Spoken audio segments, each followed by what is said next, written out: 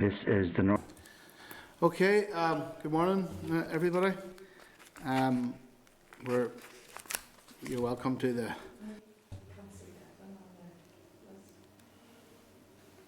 Can't see me on the list. That's okay. He's part of room 30, Marianne.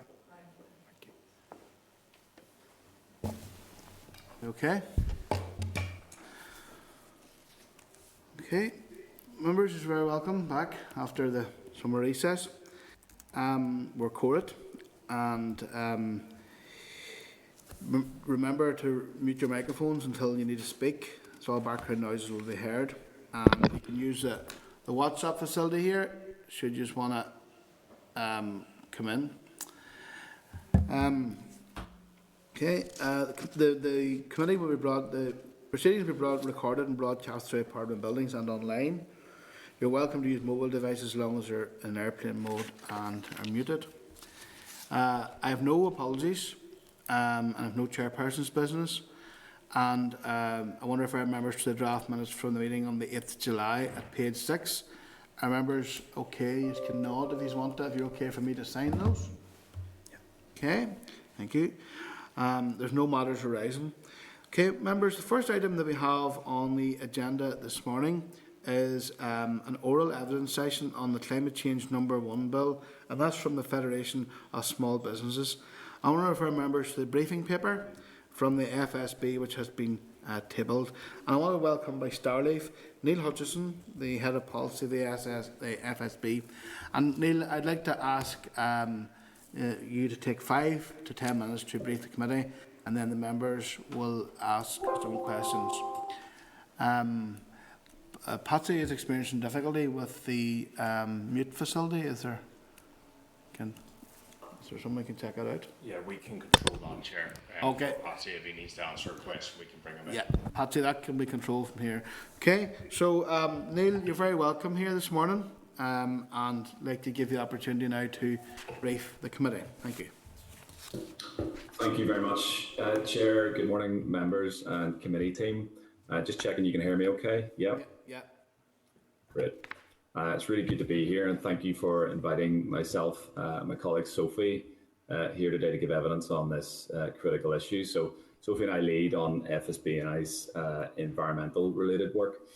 So we'll present today, as you say, Chair, go through the Q&A, and then we'll likely aim to follow up with the committee on the areas of clarification, which is often something that we need to do just in areas that are a little bit more complex.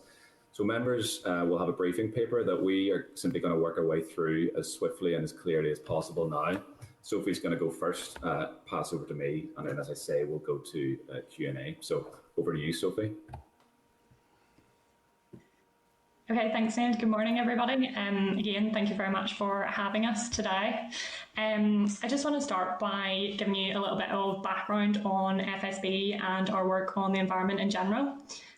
So I want to start by saying that FSB and our members fully support the need to act on climate change, and small businesses consistently tell us that they want to play their part in a sustainability journey.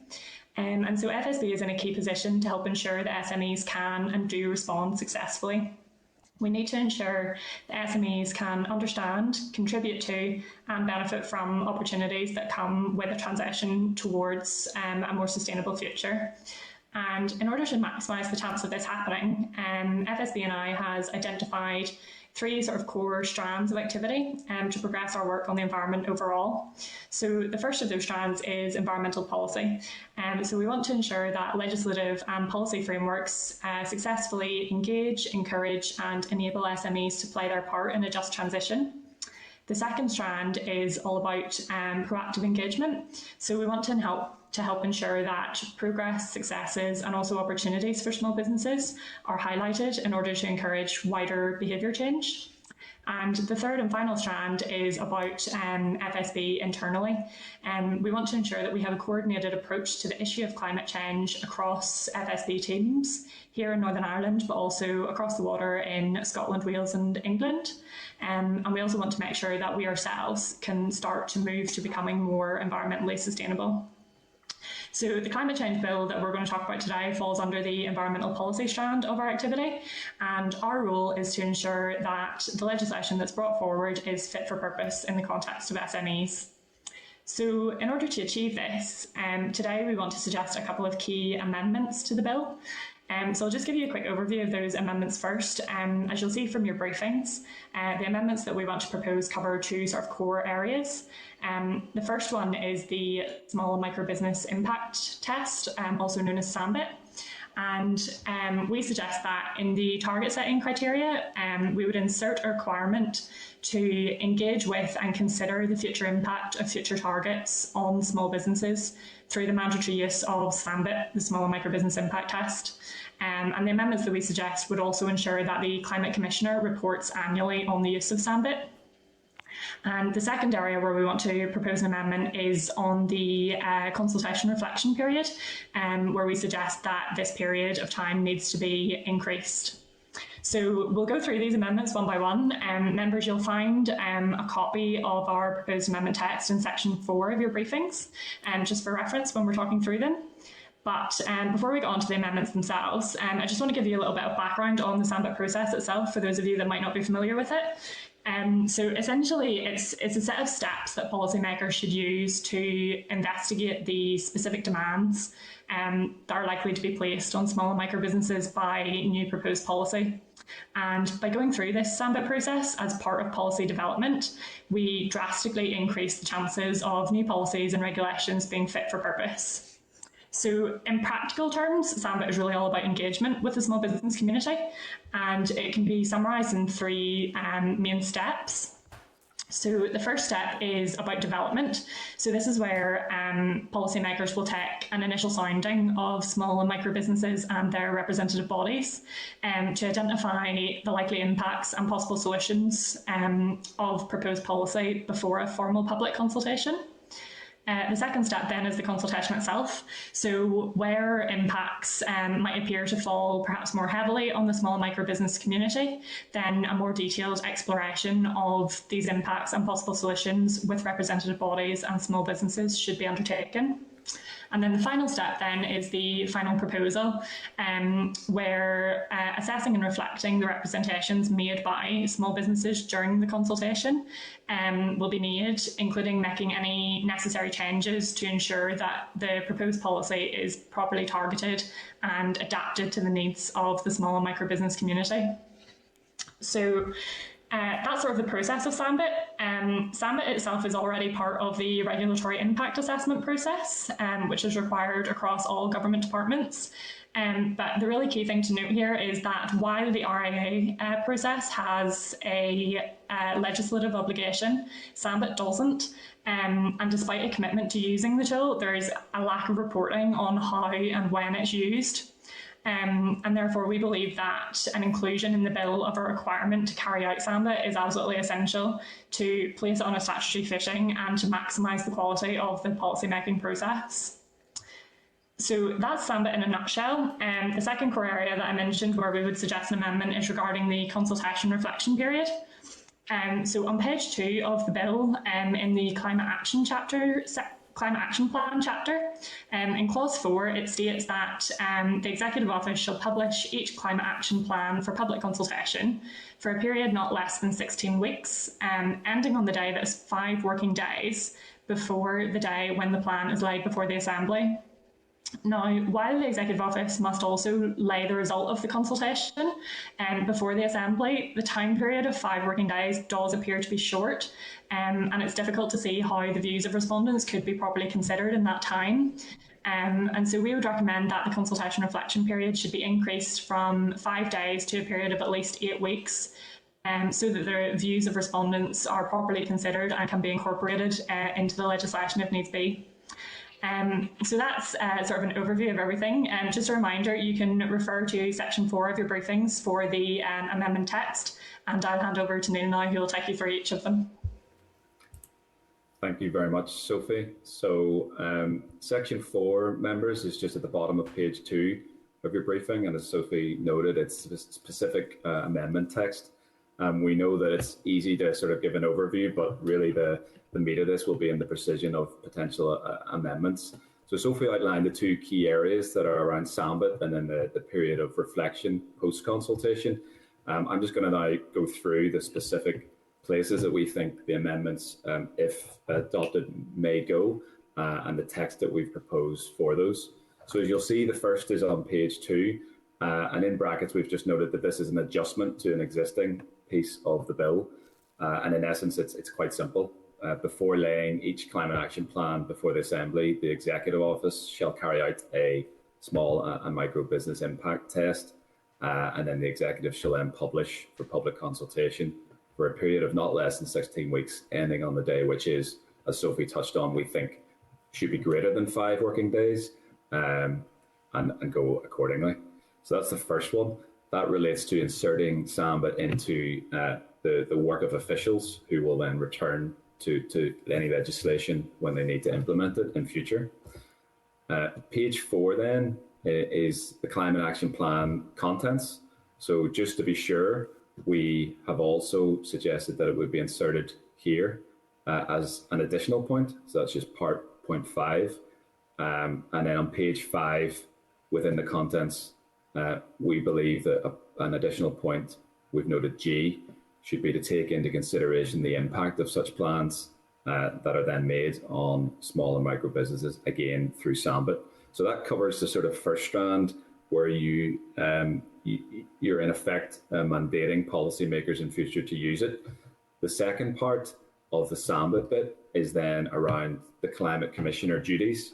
And the idea we have here is that if you've an impact test that's drawn up and promoted or published, let's say, prior to your climate action plan, in the period of reporting on an annual basis by a climate commissioner, what we propose then is that climate commissioner would give a sort of a commentary or an analysis on how that foreseen impact is playing out on the ground. So that's what page 6 refers to. It's an additional point, part D. So the annual impact of climate action and sectoral plans on small and micro businesses against the relevant Zambit would be produced and reported accordingly. And then the final bit, just to be thorough in terms of amendments, is on page 15, and that's simply an interpretation clause. So the small and micro business impact test is as defined on the Department of the Economy website, and that's the link that we've put into the briefing for members' perusal. So those are the amendments that we've proposed.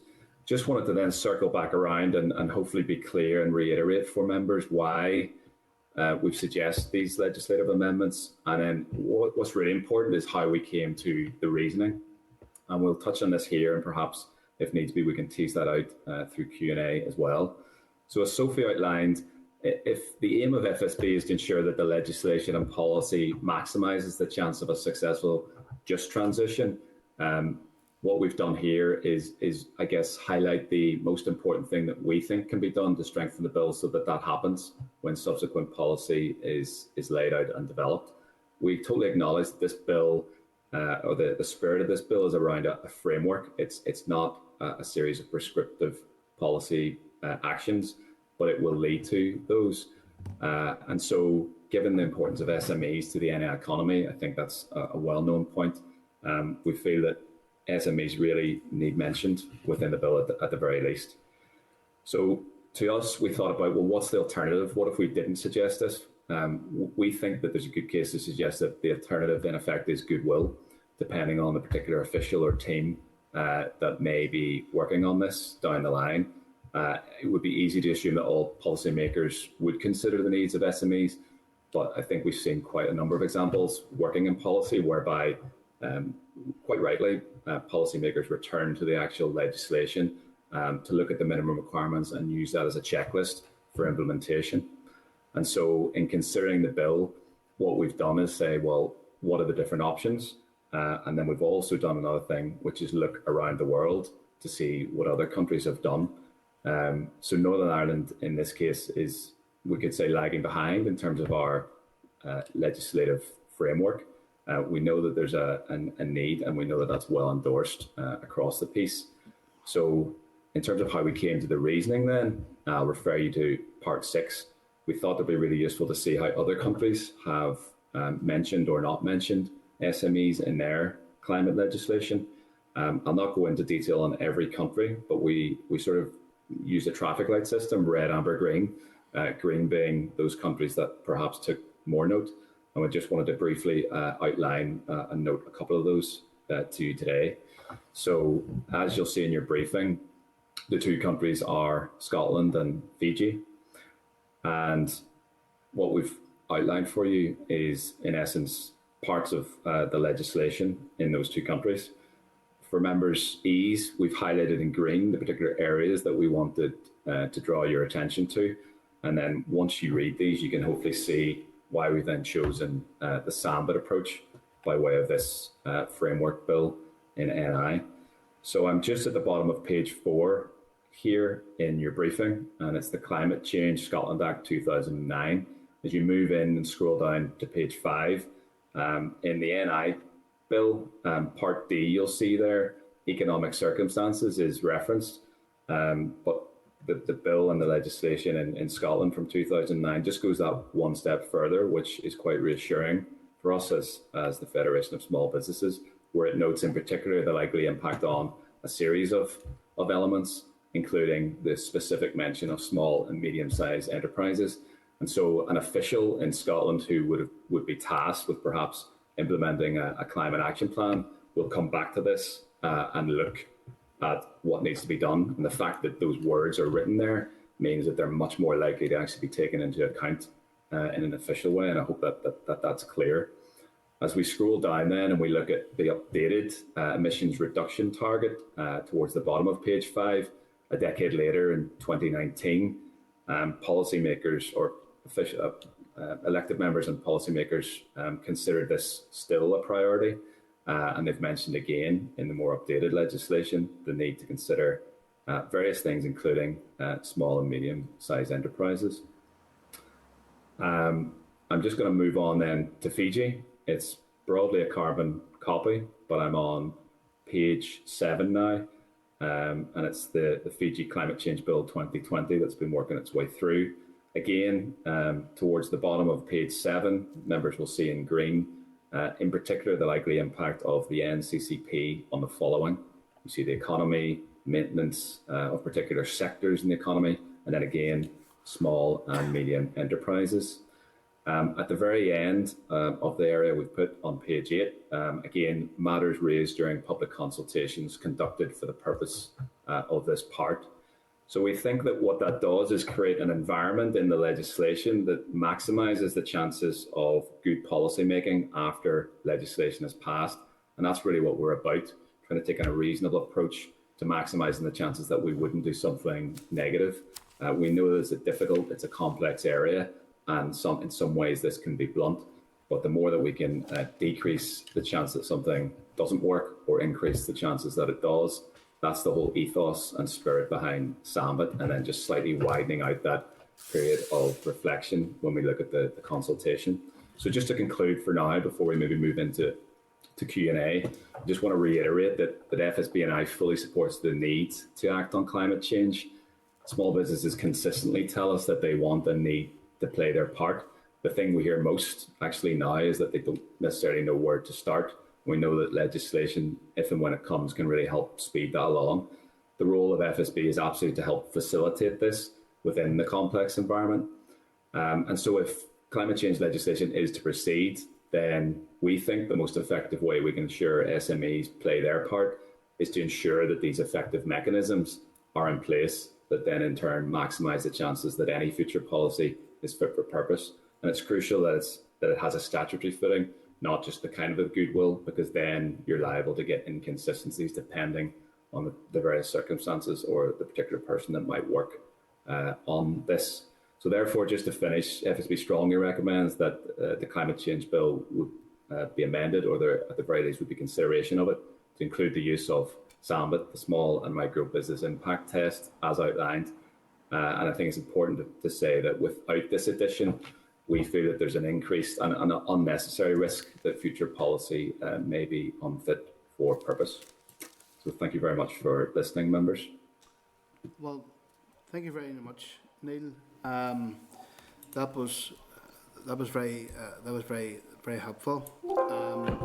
And I'm glad that you do recognise that this is as you said yourself, a framework bill and it's not a set of or a series of prescriptive actions that we have, and I'm glad that you're getting involved in this process.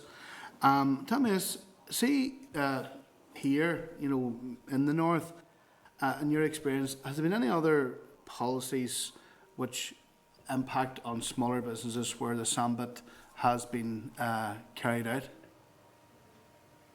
Yeah, so it's quite difficult to find official records, and in fact any official record of Zambit being used.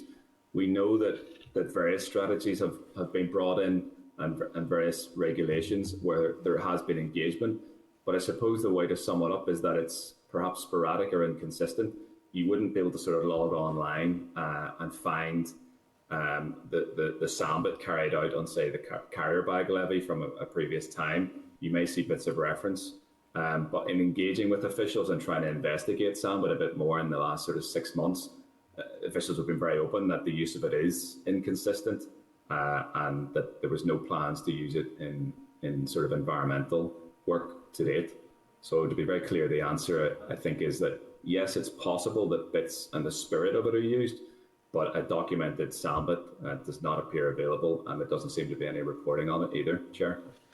I just want to pick on one thing before we move around the room with a number of other speakers. I'm just looking, I'm taking a note as you were speaking. Are you proposing that the Zambit would be carried out before the consultation period on the climate action plan, as opposed to part of that process? Yeah, it's one and all. But what you would do is you would upstream. You would start to engage, and you would have an official structure of engagement. So there might be an engagement with the likes of FSB, other organisations, and you might start a sort of a Zambit working group for the sake of this. That would then be factored into the development of your consultation and your regulatory impact assessment. Yeah. You would then consult, and as part of that consultation, you would have done the work pre.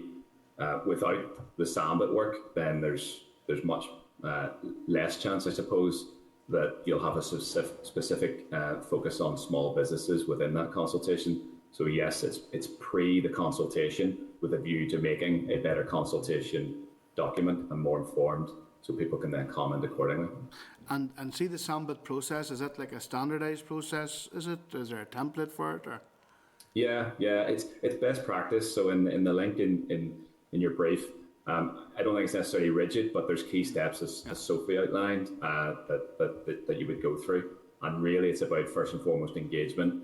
If you think there's going to be an increased risk to particular businesses, that's then the trigger to deep dive a little bit more. If you don't, well then you don't need to, but at least on a record, you've had those discussions and you've had those conversations, you've thought about it, and then you've documented it. Okay, thank you very much. Again, Neil and Sophie, I want to thank you for that there.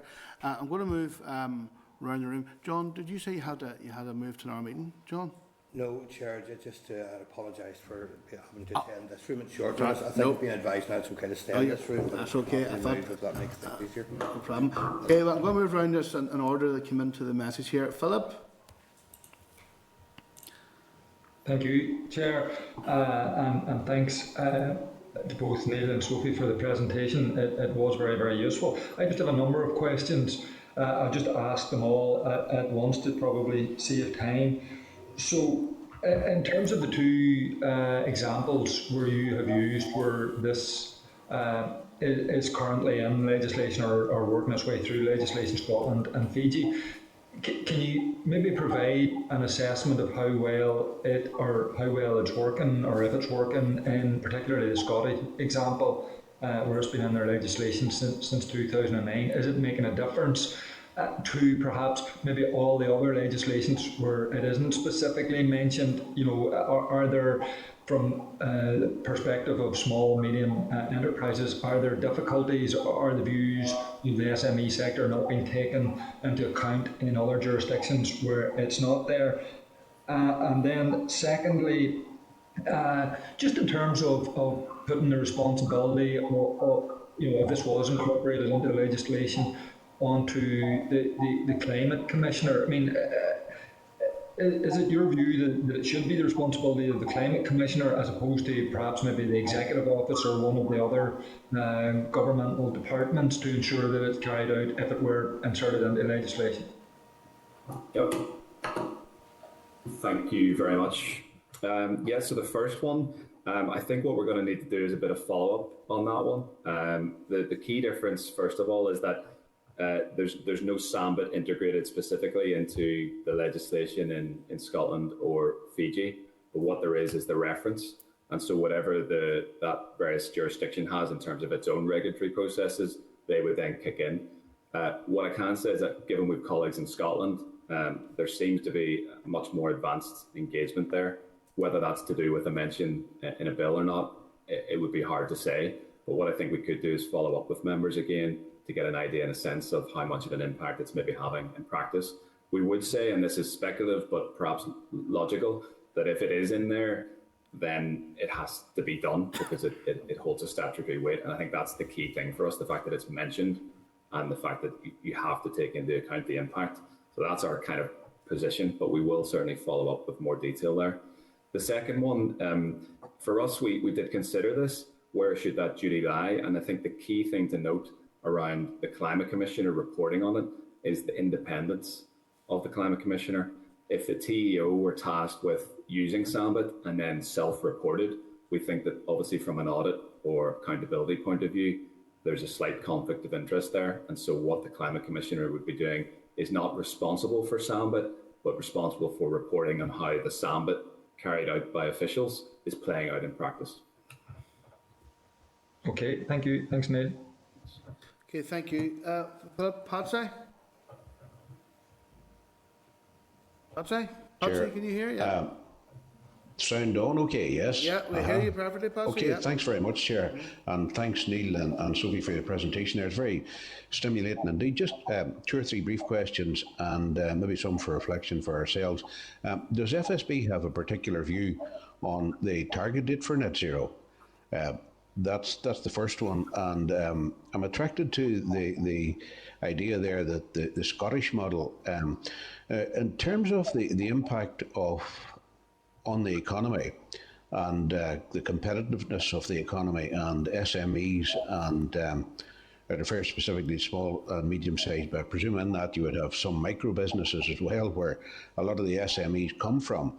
But what is the view or the experience coming back from your Scottish counterparts as to how responsive, indeed how serious the Scottish executive and Scottish government is taking this impact upon the economy and its likely effects upon the economy as to the policy formation of what they're doing.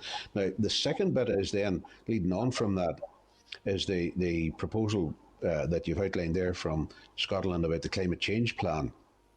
And I don't know whether you have any further details on the Agriculture and Modernization Fund. And Chair, if not, I don't expect Neil or Sophie to have details of that, but I think it would be very valuable for ourselves as a committee to commission some research around what the thinking is on that and what details the Scottish Government has gone into as to how the impacts of that might be upon the agricultural sectors and what support they're thinking of targeting to those sectors. So that's me complete, Chair. Thank you to the member. So the first question I'll pass to Sophie, if that's okay. Yeah, thanks very much. So I think in terms of the target, really what we know is that we need to act on climate change, and in order to start that process, we need legislation, because that's going to give small businesses the clarity that they need and the time to make the changes that's going to be expected. Now, not just any legislation, but legislation that works in practice for small businesses, and also that can act as sort of a cohesive framework for all environmental related policy. Because what we have at the moment is a bit of a patchwork of lots of different strategies, lots of different policies. And what we consistently hear from our members is that they really do want to start making changes and they want to do the right thing, but they just often have no idea where to start. And so that's why our primary focus is on getting legislation through that gives due consideration to small businesses through the use of Zambit, because that is ultimately what's going to maximise the chances of future policies flowing from the bill, because it's just a framework. But it's going to maximise the chances of future policies being fit for purpose in the context of SMEs. And the date? That was my question. The date. Maybe if you haven't got a policy, if you haven't got a position on it, that's grand. I just wanted to establish if you had or not. Yeah, the date is difficult because there is a bit of a lack of evidence at the moment as to whether net zero is possible. There's not much evidence to suggest that yet.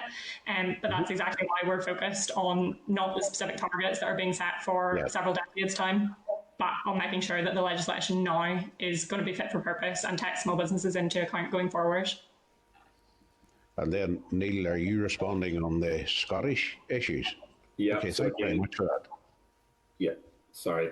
Thank you. Yeah. So again, I think on question 2, we'll need to follow up. Everything that our colleagues have shared, it's subjective in a way, but because Scotland, let's say, is quite far ahead, they're more than a decade having legislated, it would be natural that engagement is higher, first of all. Secondly, in terms of your question around how seriously it's being taken, the fact that it's in the legislation, both 2009, 2019, and our colleagues maintain that engagement around this is serious, thorough, and pragmatic.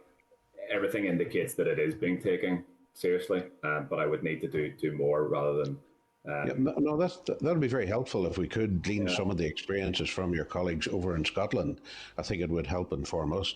And then finally, I don't expect you to have details of the Agriculture and Modernization Fund, but Chair, if I could make the suggestion, it would be helpful, certainly to me and I'm sure to others, if we could get something via Assembly Research around that Modernisation Fund and just what the Scottish Executive, the detail that the Scottish Executive was putting into that, and the sectors and the way they were intending to support the agricultural sectors and the agri-food sectors. If we could, Chair, if we could make that a proposal or a suggestion to the committee. Okay. Fully agree with that, yeah? Yep. Good. Okay, thank you, Patsy. Thank you. Thank you, Patsy. Claire?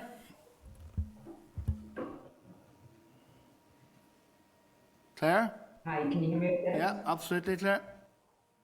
Grant. Thank you, Neil and Sophie. That was really useful stuff and really helpful. I suppose I have 2 issues to explore with you, and thinking I wanted to say thanks very much. I'm quite new to Zambit. It's not something I'd heard about, so I want to thank you for bringing it to our attention and look into it an awful lot more.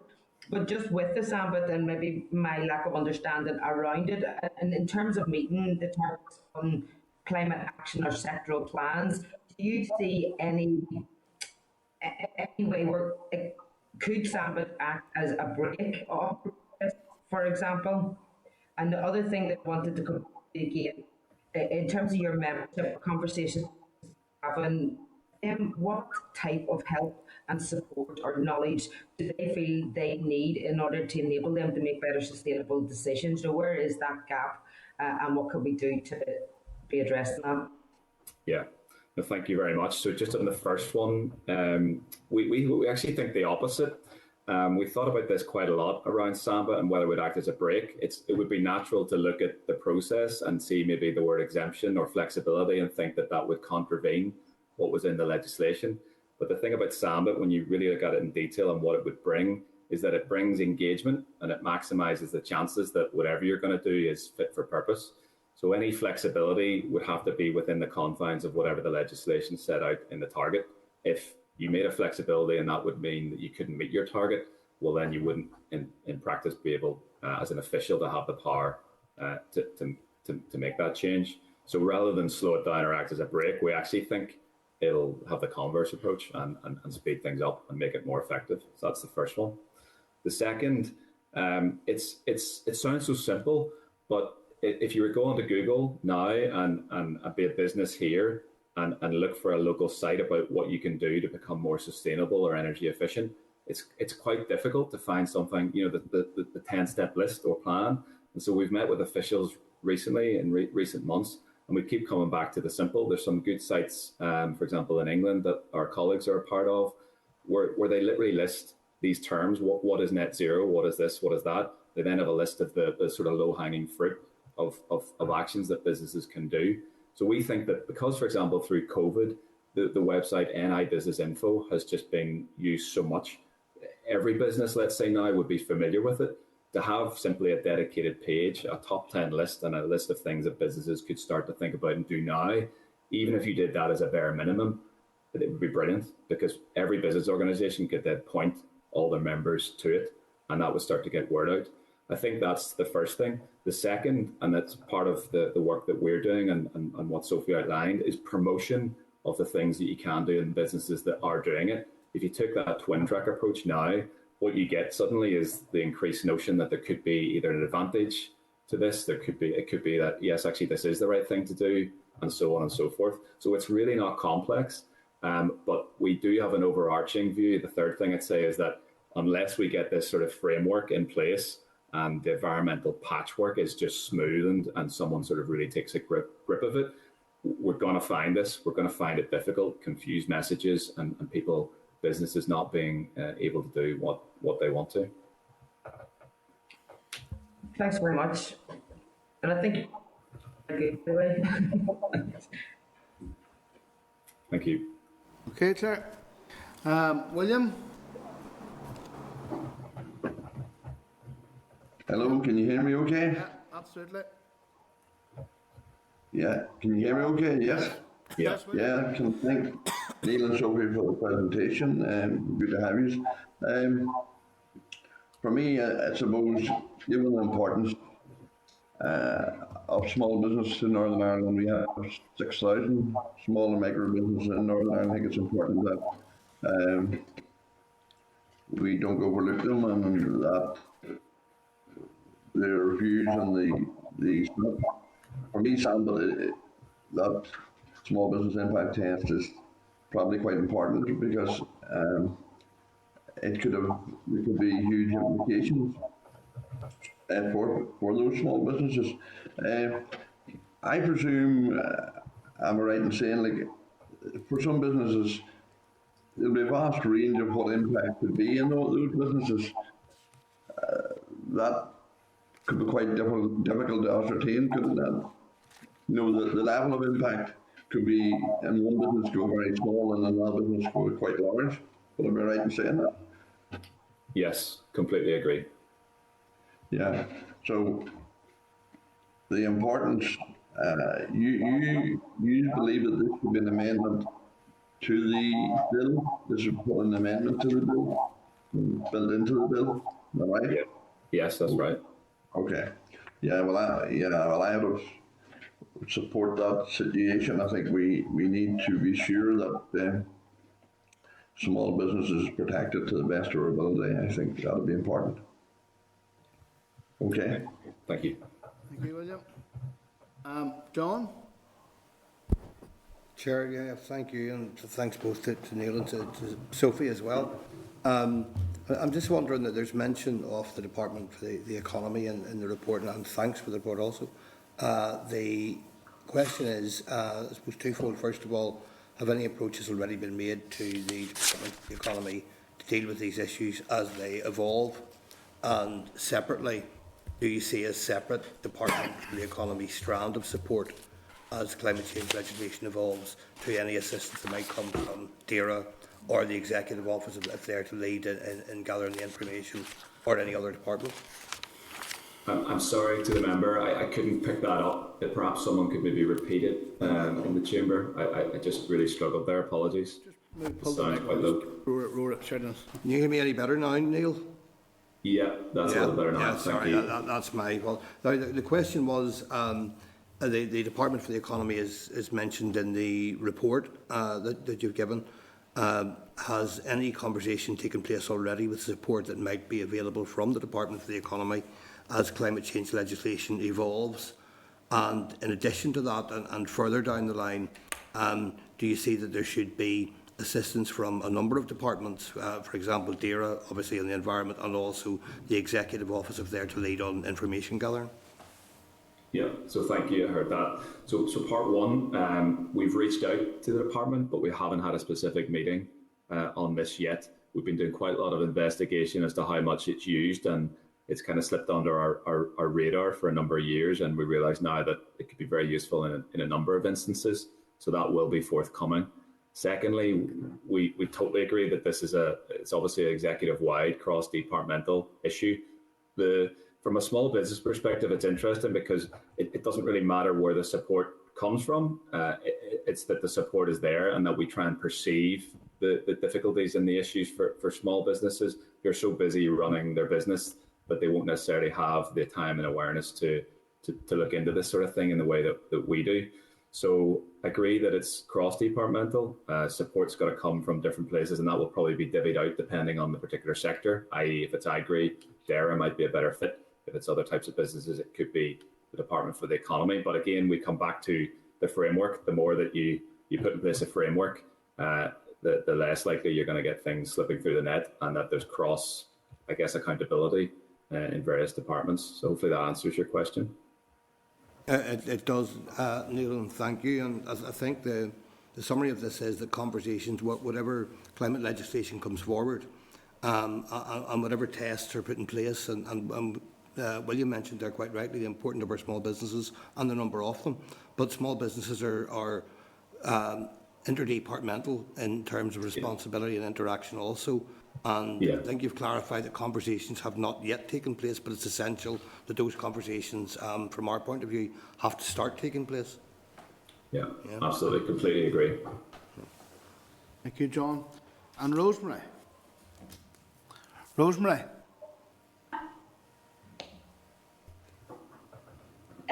Thank you, and thank you very much for that presentation. I'm quite interested in this Zambit, but I'm interested in how it is operating in Scotland in relation to the support that's coming from the Scottish Government to the SMEs.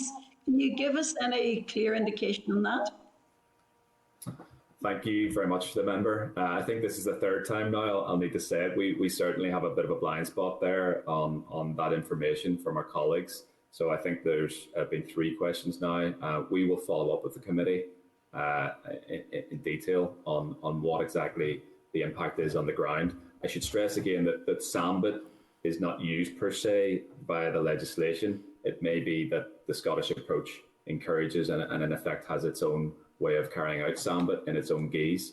So it would be very hard to determine or disaggregate whether it's Zambit that is making Scottish policy making around this area better.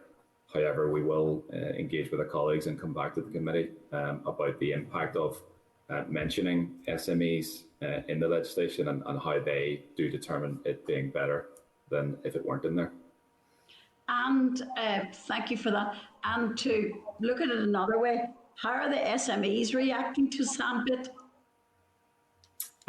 Again, yeah, it would be total speculation. I don't think if you talk to them about SMEs here, given that most of us maybe haven't sort of heard of this, they'll not know what Zambit is. What an SME might say is that they feel that they have a voice, or that they know that there's various structures in place to make sure that the views and considerations of small businesses are taken into account when developing policy. That's what a business could comment on. Other than that, I think it would be pure speculation. Okay, thank you. Thank you for that, Rosemary. Okay, members, I'm going to come back in here. Claire and Philip want to make a quick point. So, Claire, do you want to come in first there? Thanks, Chair. Listen, I'm just thinking, when I was asking about where are the gaps in terms of being able to give support or help to small businesses. We were told there that, for example, you have, you know, a simple web page, a government web page gives you the key points to make. I mean, I'm surprised that we don't have that here. You know, if it's something as simple as putting a direct site, some simple, straightforward, clear, easy messaging that does help our businesses. I mean, why is it, you know, not even there? The UK Climate Act has been in place since 2007. We're sitting at 2021 in Northern Ireland, still not even basic information to our small businesses. Is there something that we could do as a committee to get the department to make an urgent move on that?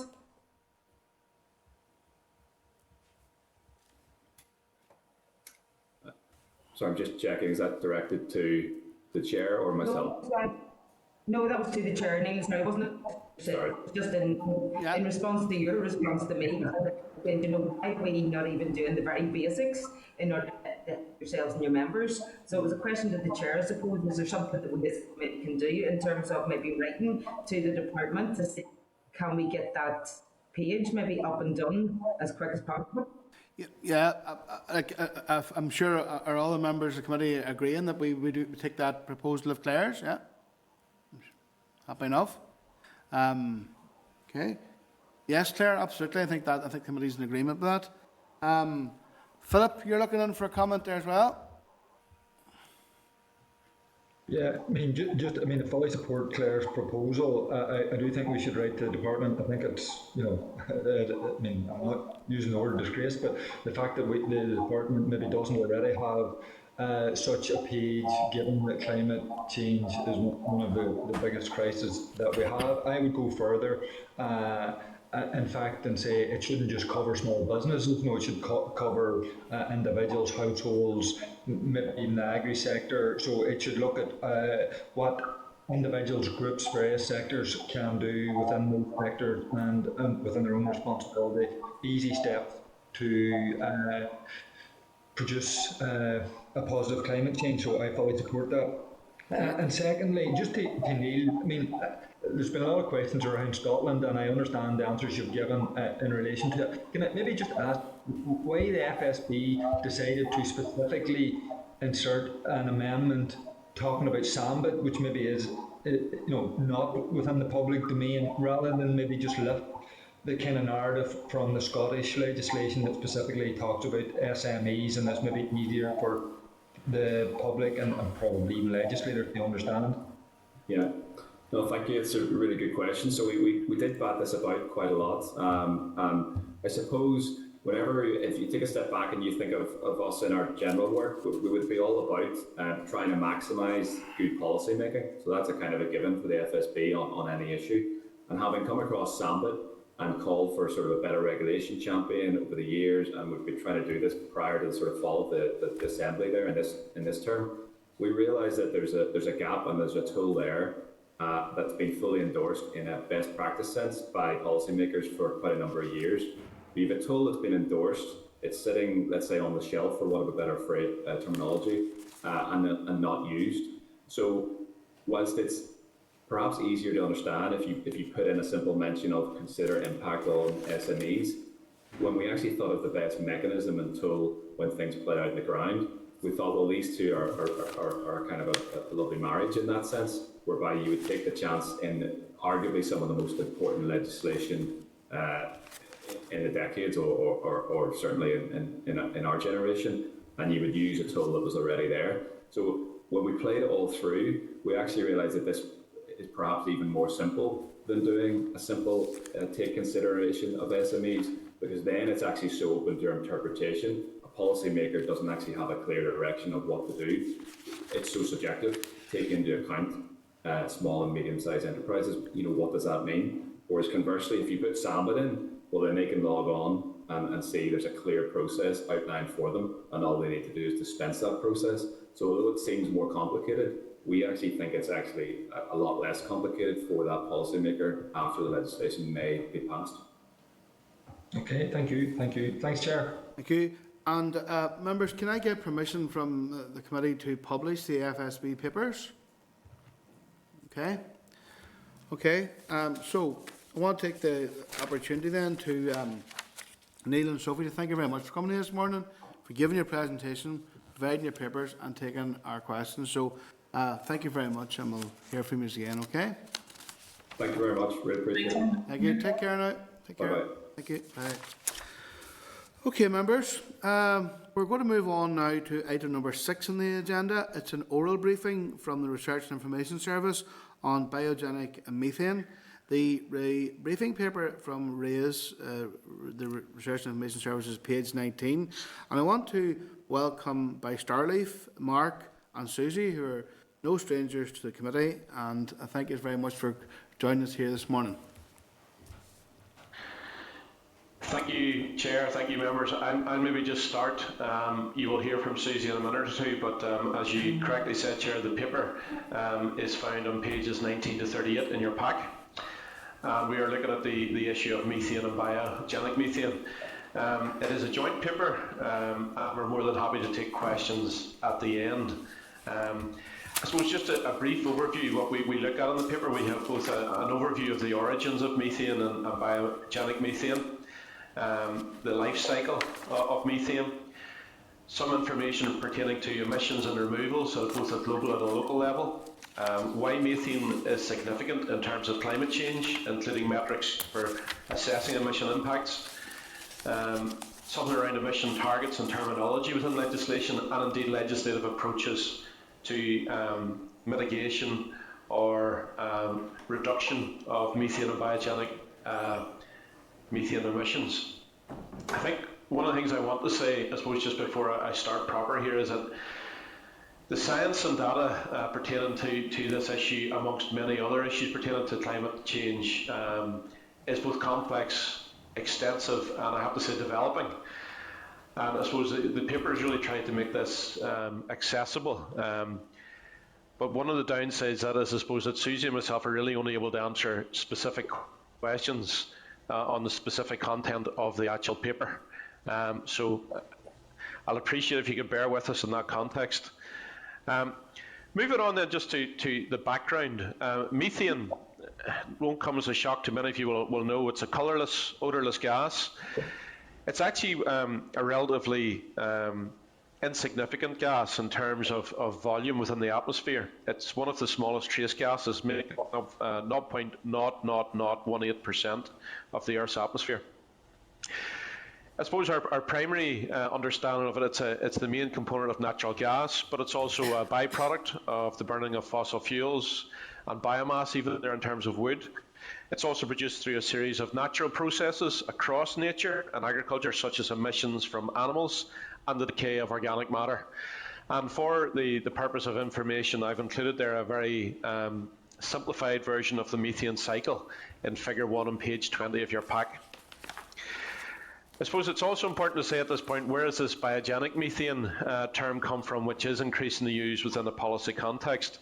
And I suppose that's really been motivated by an effort to distinguish the source of atmospheric methane. And in blunt and simple terms, biogenic methane simply refers to methane emissions from either animals or plants. It's also, I think, important to say that as part of that methane cycle in that figure 1 that you can see, methane is different to other gases in that it is naturally removed from the atmosphere through a number of so-called sinks.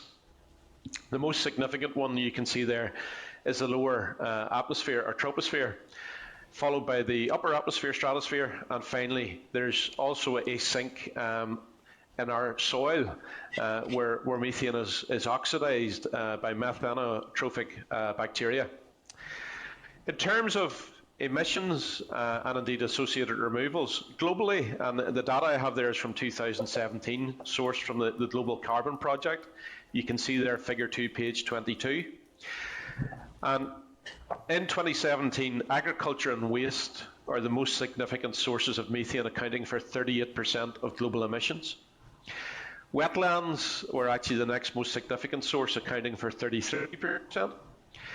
The key point, I suppose, that I want you to take really from figure 2, I would draw your attention to, is that total emissions in 2017 actually exceeded the ability of those sinks, that's the soil in the atmosphere, to remove methane by an estimated 21 million tonnes globally.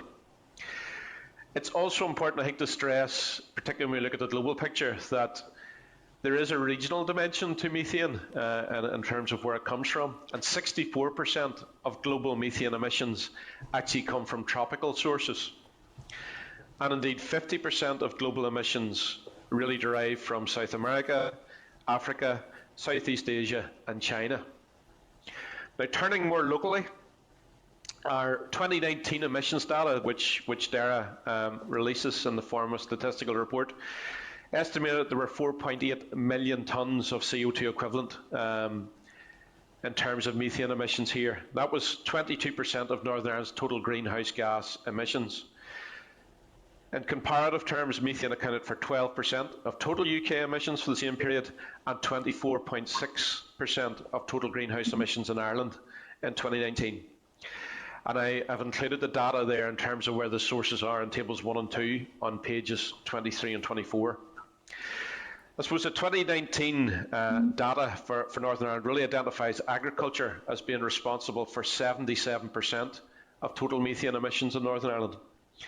And comparing the sectoral share of methane emissions for the whole UK and Ireland, it's apparent that agriculture is a less significant source across the whole UK and a more significant source in Ireland as compared to Northern Ireland. The 2019 emissions data presented in tables 1 and 2 also suggest that land use change is currently a net emitter rather than a sink for methane within the UK as a whole and Northern Ireland. There doesn't appear from our search to be any comparable data for Ireland. I also, just before we move on to another, I want to draw your attention to a significant thing in relation to these emissions, and this is actually lifted from the DAERA statistical report on the 2019 emissions, and I'm quoting here. There remains greater uncertainty around emissions in Northern Ireland compared to other parts of the UK due to the relative importance of methane and nitrous oxide emissions in the agriculture sector. Emissions of these gases are more difficult to estimate than carbon dioxide, and the agriculture sector makes up a larger share of Northern Ireland's emissions than in other parts of the UK. In addition, the fuel activity data for Northern Ireland is more uncertain than other devolved administrations due to the greater use of solid fuels and oils. So I just leave that as the fact that it's a caveat in the sense that we maybe don't have a full picture around methane emissions at this time. In terms of some potential questions and observations, and just building on that point I just made, due to the limitations of the available data, what steps is the Department taking to both better understand and accurately measure methane emissions here? And when are any such efforts likely to yield results? Furthermore, are we likely to see either an upgrading or downgrading of the level of methane emissions here with more robust data? And is there any potential for significant change with regard to the actual source of methane emissions if more comprehensive and accurate data can be produced? What I'm really getting at is agriculture, are agricultural emissions overstated, understated? What about other sectors? I have to say too, given the apparent discrepancy at a global and local level in relation to land use or oil acting as either a sink or a source for methane, I think we have to ask the question, why are we a net emitter in Northern Ireland and the UK? Is this an indication of an inadequacy in our soils or even our wetlands? And if so, what could be done to make them an effective sink for methane? And what level of resource would that require, and how long would any such approach take to deliver results? Finally, and within the context of our local land use or soil being a net emitter at this time for methane, what are the potential ramifications for local agriculture and other sectors if significant methane emissions reductions are required as part of any local climate change legislation? In effect, I suppose, does the absence of the methane land use sink locally make it harder for methane mitigation measures within agriculture or other sectors to deliver potentially required reductions? Now, I just want to move on then just to just a bit of background on the significance or why methane is important here. It is one of the 6 so-called main greenhouse gases, along with carbon dioxide, nitrous oxide, chlorofluorocarbons and hydrofluorocarbons. And the available evidence that we present within the paper suggests, and summarised within it, that based on the global warming potential metric, which is the most commonly used, I'll come on to that in a bit, that methane is one of the more potent greenhouse gases in terms of its capacity to contribute to warming. Has to be said, and I emphasise at the start, that the science around this issue continues to develop, And a key issue driving this development is how best to model and assess the impacts of the various greenhouse gases. The most commonly deployed methodology of global warming potential, or GWP as you will hear it referred to, is used by the IPCC and others, and Table 3 on pages 25 to 26 provides an overview of the global warming potential for a number of the key greenhouse gases, including methane. In an effort to explain this, I suppose the easiest way to explain it is that global warming potential, it's based upon equivalence in terms of warming effects using carbon dioxide as the reference point. So when you look at that table that I mentioned there, Table 3, 1 tonne of emitted methane equates to 28 tonnes of carbon dioxide under the GWP 100 or 100 years metric, and 1 tonne of emitted methane equates to 84 tonnes of carbon dioxide under GWP 20, which is a 20-year period. So in effect, methane, using this metric, is either 28 or 84 times more potent than carbon dioxide in terms of its warming effects.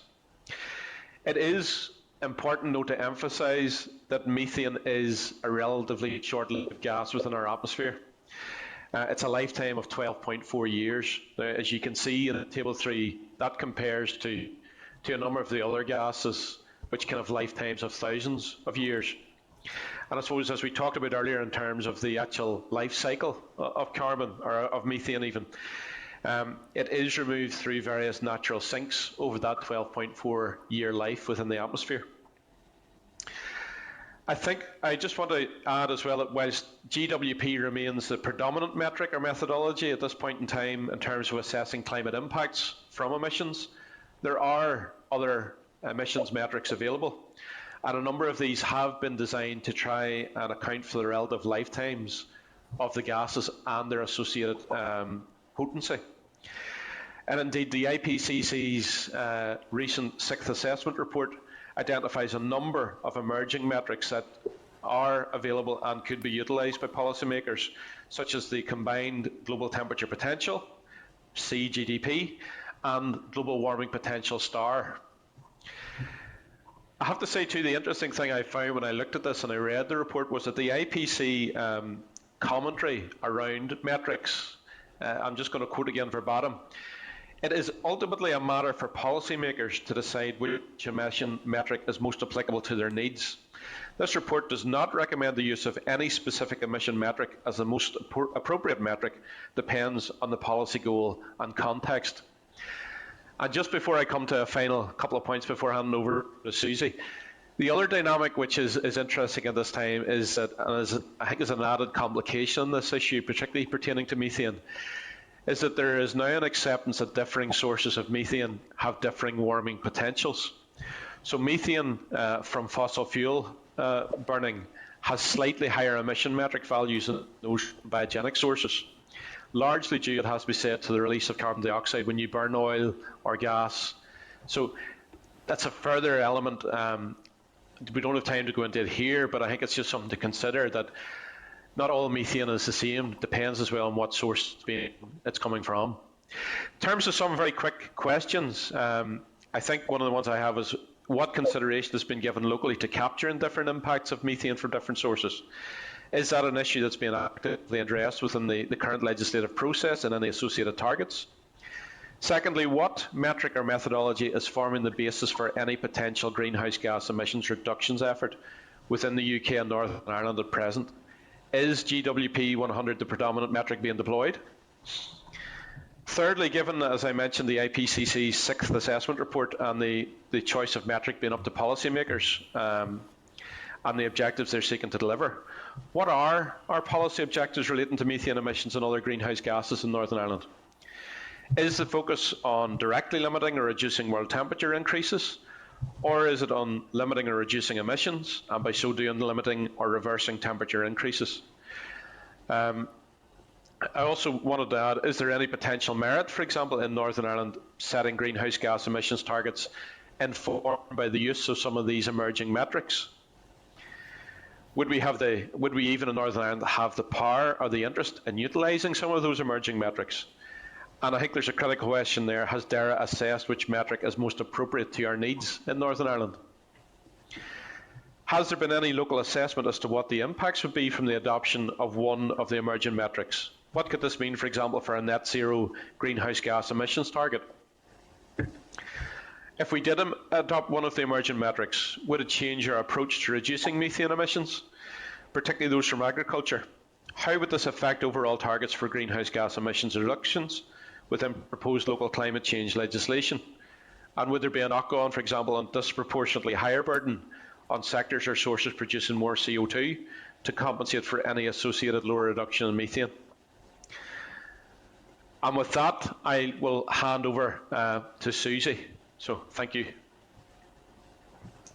Thank you. Can everybody hear me okay? Yeah. My mic's on? Yeah, great. So I just want to turn your attention then to the table on page 30 of your packs. And really, the rest of this paper just provides an overview of the selected legislation in terms of their overall targets and how they in turn deal with methane. Now, before looking at the detail of the legislation, Section 5 of the paper really tries to illustrate the complexity around the range of terms and definitions that are used in association with emissions targets. Now, Table 4 shows the different wording of targets across the different legislation shown, and how terms such as net zero carbon under Climate Change Bill number 1 and a reduction of net emissions account under Climate Change Bill number 2 and a climate neutral economy under the Irish Act, which was recently enacted, are all used. However, these all require a net reduction and contribution from all greenhouse gases collectively. And also another example really is shown in Table 5 as well on page 32, and this shows how other countries such as Finland and Austria use another terminology such as carbon neutrality for their target. And just below that table gives a bit of a sort of a description of the meaning from the European Parliament. Really, both the Northern Ireland bills and the Irish Act and the CCC refer then to a net target, and whether that's at least 82% reduction or zero. Now, this means that really all gases collectively contribute to the target, albeit at varying amounts depending on their ability to reduce. And those that cannot reduce enough can be offset through removal technologies and sinks. So each individual gas doesn't necessarily need to reach the specific target, and so it's effectively taken really as an aggregate. Now, the difference being that Bill number 1 requires a further reduction to net zero 5 years earlier compared to the at least 82% target under Bill number 2. Similar to Bill number 1, the Irish Act is also aiming for net zero, but 5 years later. Now, interestingly, under the CCC advice, Northern Ireland contributes to UK net zero all greenhouse gases by 2050, and does this by delivering an at least 82% reduction. So the CCC suggests that this would also require net zero CO2 and 42% reduction for methane between 2020 and 2050.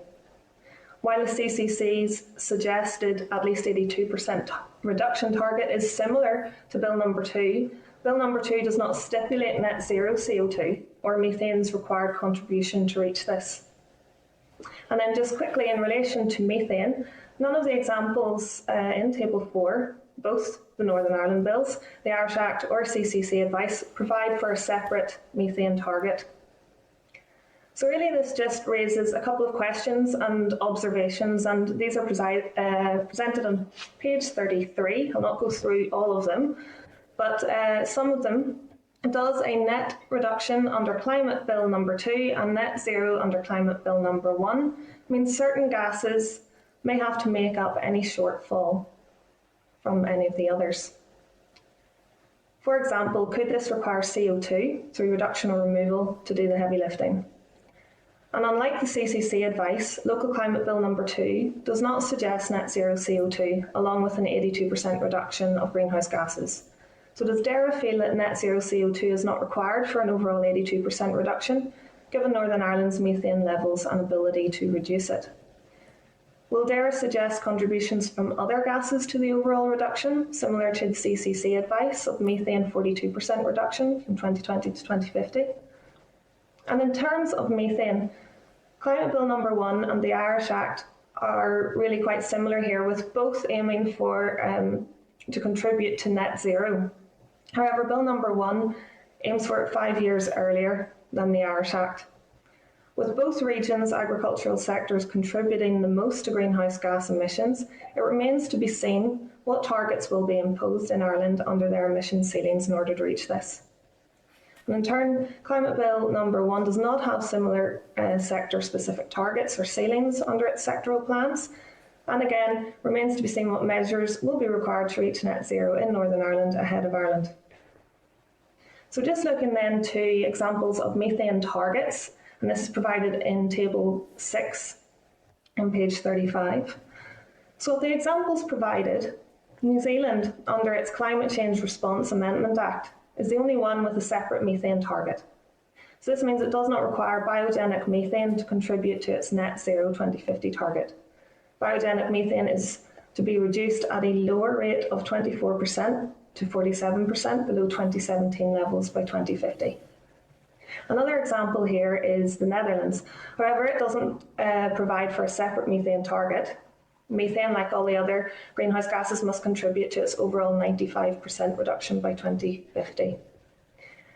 And in fact, the Dutch government is of the opinion, and I'm just quoting here, that the agriculture and land use sectors will continue down the path previously set out and pursue significant emission reductions at an accelerated pace. However, even by 2050, greenhouse gas emissions from this sector will be inevitable. Now, the Dutch Act does have sector-specific agreements, and these are described as providing indicative targets. And these include, by 2020, 1 million tonne reduction in methane from the agriculture sector and 1.5 million tonne reduction of methane and nitrous oxide from the land use sector. However, just want to point out and stress that these are described as indicative in nature and are simply agreements between individual sectors and aren't suggested as binding targets. So while both bills don't provide for binding sectoral targets, would sectoral agreements maybe be something that both Northern Ireland bills would consider in the delivery of their overall targets? Now, the Irish Act does not have a separate methane or biogenic methane target. An amendment was suggested for one, but was not accepted into the final Act. However, the sectoral targets and our emission ceilings are yet to be developed, and whether methane's contribution and ability to reduce will be considered in these is yet to be detailed. The Northern Ireland target of net zero all greenhouse gases under Bill No. 1 would require Northern Ireland methane levels to contribute to net zero. So how close to zero could methane levels go given natural processes from livestock and peatlands and the land use change in forestry sector, which is currently being more of an emitter than a sink, based on the latest Northern Ireland greenhouse gas inventory. And this has shown that with the addition of peatlands and wetlands to the inventory, we've seen an overall increase in Northern Ireland's emissions for 2018 from 19.4 million tonnes of CO2 equivalent to 21.7 for 2018. Now, both bills refer to the land use and land use change in forestry sector for removals, but what is the ability of this sector as a sink and under the timeframes required? So just to finish off, and just in quick summary, it's important to understand the complexity and terminologies that are used across different pieces of legislation, and to clearly define what any potential bill for Northern Ireland aims to achieve and how, especially so there is consistency of understanding and approach across different sectors and or departments. Any scenario under Northern Ireland requires a net contribution, whether it's net zero or at least 82%. So should methane struggle to meet this, would other gases such as CO2 be required to reduce further in order to meet any shortfall from methane? And would other sectors have the ability for this? Both Northern Ireland bills do not provide for a separate methane target similar to New Zealand. However, would either bill adopt sector agreements similar to New Zealand or establish contributions for different gases such as CO2 and methane as suggested by the CCC. And as Mark discussed earlier, does the limit of available data make it difficult to determine benchmarks and set baselines to measure methane emission reductions against? How has this been considered in the development of targets? And over time, should there be any change to the availability of data or its robustness? How might this impact the ability to reach an overall target to which methane must contribute? So say that was just a quick overview, but myself and Mark are happy to take any questions in relation to the paper. Thank you. Thank you, Susie. Just go back onto my WhatsApp here. Thank you very much. Again, very detailed and it's a very complicated, complex issue, and I appreciate that the work that you've carried out in this here, and it's been very helpful for informing our scrutiny of this here. See, in terms of the marker, Susie, has the department carried out much consideration or work to capture, the different impacts of methane from different sources? Has this been actively addressed within the current legislative process and targets? What has been how proactive has the department been in assessing this?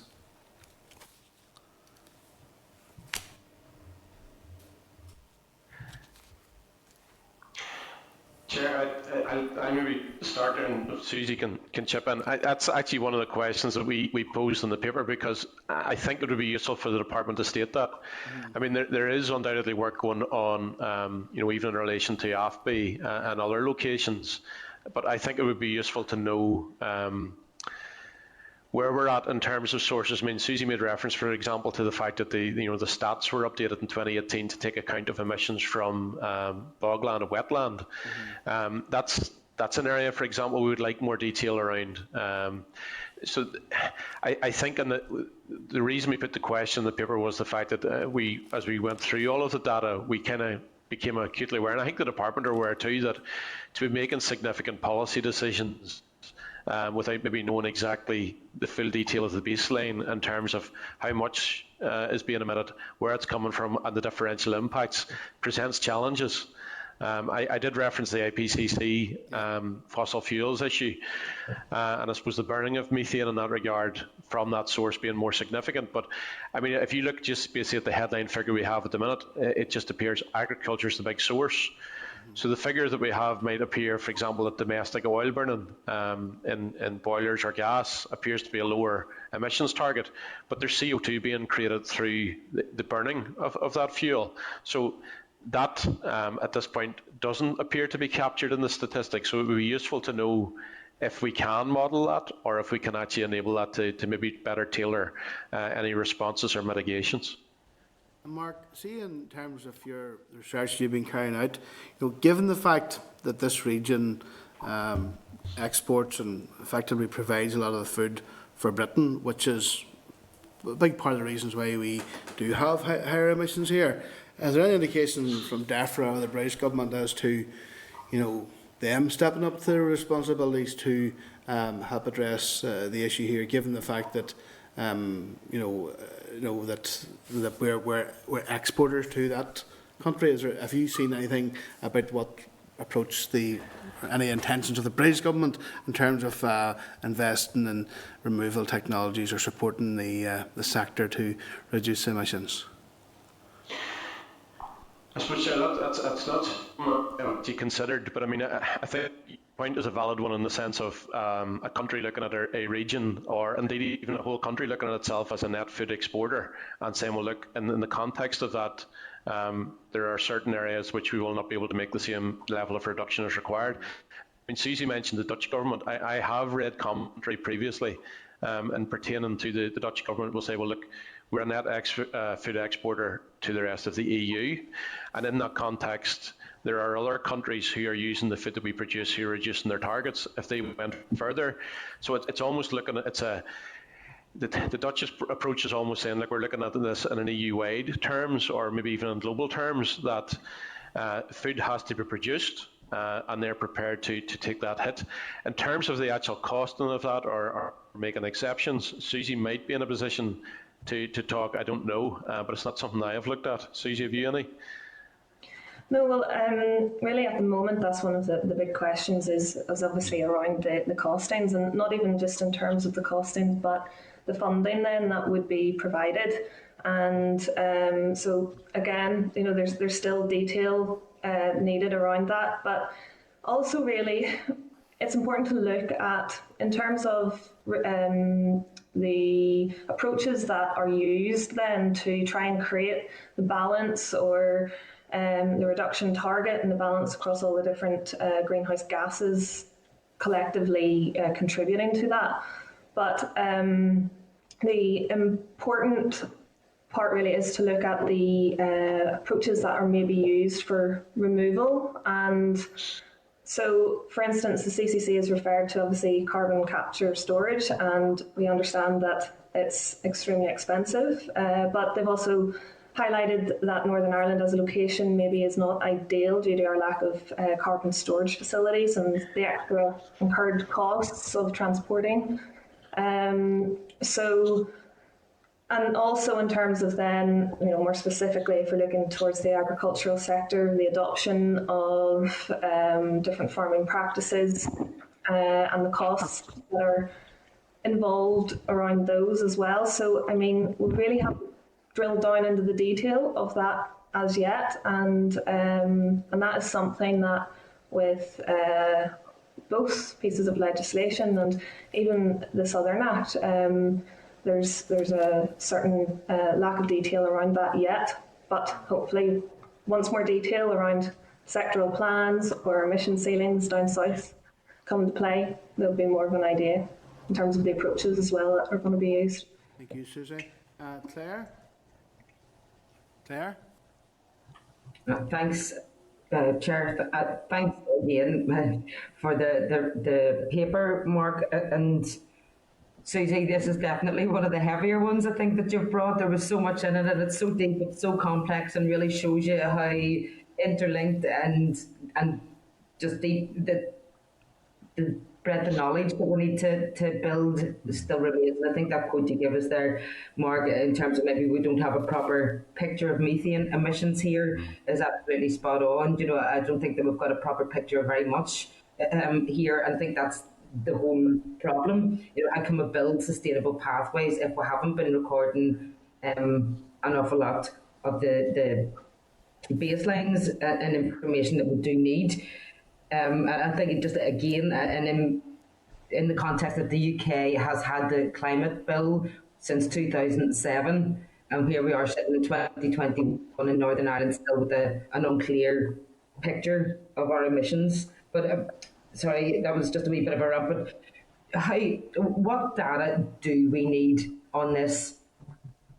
And how do we begin to get that? What do we know, for example, about improving soil quality and how this could play a role in reducing methane emissions? And do we know, what does the science say about the significance of methane in terms of, for example, being able to bring about cooling? I think one of the difficulties in this, Claire, and I suppose I made the point in the early part of the paper, and we haven't gone into the detail because I'm not an expert on it, and I would emphasise, I suppose I would suggest, I think the use of metric in relation to the potency and the impact of the different gases is a critical issue, because there are competing scientific visions as to how you most accurately map the potency of the gases. And in that regard, yes, our methane emissions, we may not know the full detail, they may be high, but in the context of, if you took, for example, that GWP star metric, that's not as big an issue, because that metric effectively, in simple terms, says a lot of the heating from methane emissions has already happened. So, if you maintain your level or have a gradual reduction, you can have quite a significant impact upon temperature reduction, or in fact, it's just simply restricting temperature increases. So, I think a lot of that comes down to, for me, that's a critical issue. What metric do you deploy? The other thing I didn't mention in relation to emissions, and I think it is an issue that we will need to grapple with, and Susie made reference to it there, is we have two jurisdictions on one island that might potentially have different emissions targets. Now, the difficulty for us is gases are no respecter of international boundary. So how, for example, do we capture methane emissions that bleed in from down south if they had a higher target than we had? So that methane could move north, could move east, whatever. It wouldn't be captured. It wouldn't be created here, but it would be featured in our emissions target or our emissions data. So there's a bit of a deficiency, I think, potentially there. Now, in the department, I'm sure, as we went through, and I highlighted where there are deficiencies, the question is probably best to direct it to them as to what are they doing about it, and do they think that, for example, certain sources are being overestimated or underestimated? Can I just ask one more? See, in terms of agreeing on a metric measure, so I mean, okay, if there's scientific dispute, if different areas, different regions, different states are using different metrics, what's Scotland, England, Wales and Ireland doing at the minute? Are they all using different metrics? That's not something we looked at within the paper, Claire. I'll be honest, it's something we could come back to you on. I suppose part of my question that is, I don't know if it's in the devolved administration's power to choose the metric that they deploy. But what I suppose I go back to again is I think the choice of metric that you deploy may well impact upon the actual targets that you set. Yeah. Because if you use a couple of those emerging ones, for example, as I said, methane is not as significant a gas in terms of its warming potential as others. Now, that's not to say there isn't warming. I mean, if you saw an increase in methane emissions, you still have a problem that will contribute to warming. It's just simply a different way of looking at them over time and recognising the fact that it's a short-lived gas. Yeah, no, fully. We can undertake to see what information is available in relation to metric deployment. As I said, the IPCC themselves say, look, it's up to policymakers to choose the metric that you want to use and what is your policy objective. So the key is really about transparency and openness about the reporting on this and the conversations, I suppose. So if you have different areas or different states using different metrics, it's just...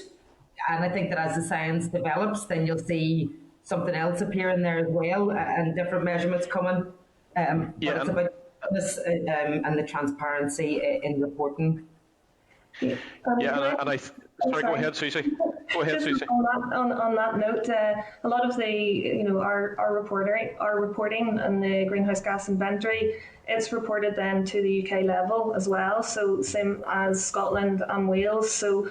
Again, something I could look at in detail. In fact, I'm pretty sure the department would know this, but you would imagine it would be all on a consistent basis across the board. The fact that we're reporting at the UK level as well. So, okay, thank you very much. I'm going to have to read the report several times, but thanks. Thank you. Okay, thank you, Claire. William. Thank you, Chairman, and thank Mark and Susie for their detailed report, and it's very good. In relation to methane and this high levels in Northern Ireland, you did talk about other countries. I mean, at the end of the day, we export 80% of our production into the UK mainland. So, given that as a factor, does it not make sense to average out the UK methane rather than just totally in Northern Ireland? 80% of our production has actually been used in the mainland. So the mainland is a much lower level of methane. So to me, it makes sense to level that out across the UK and not.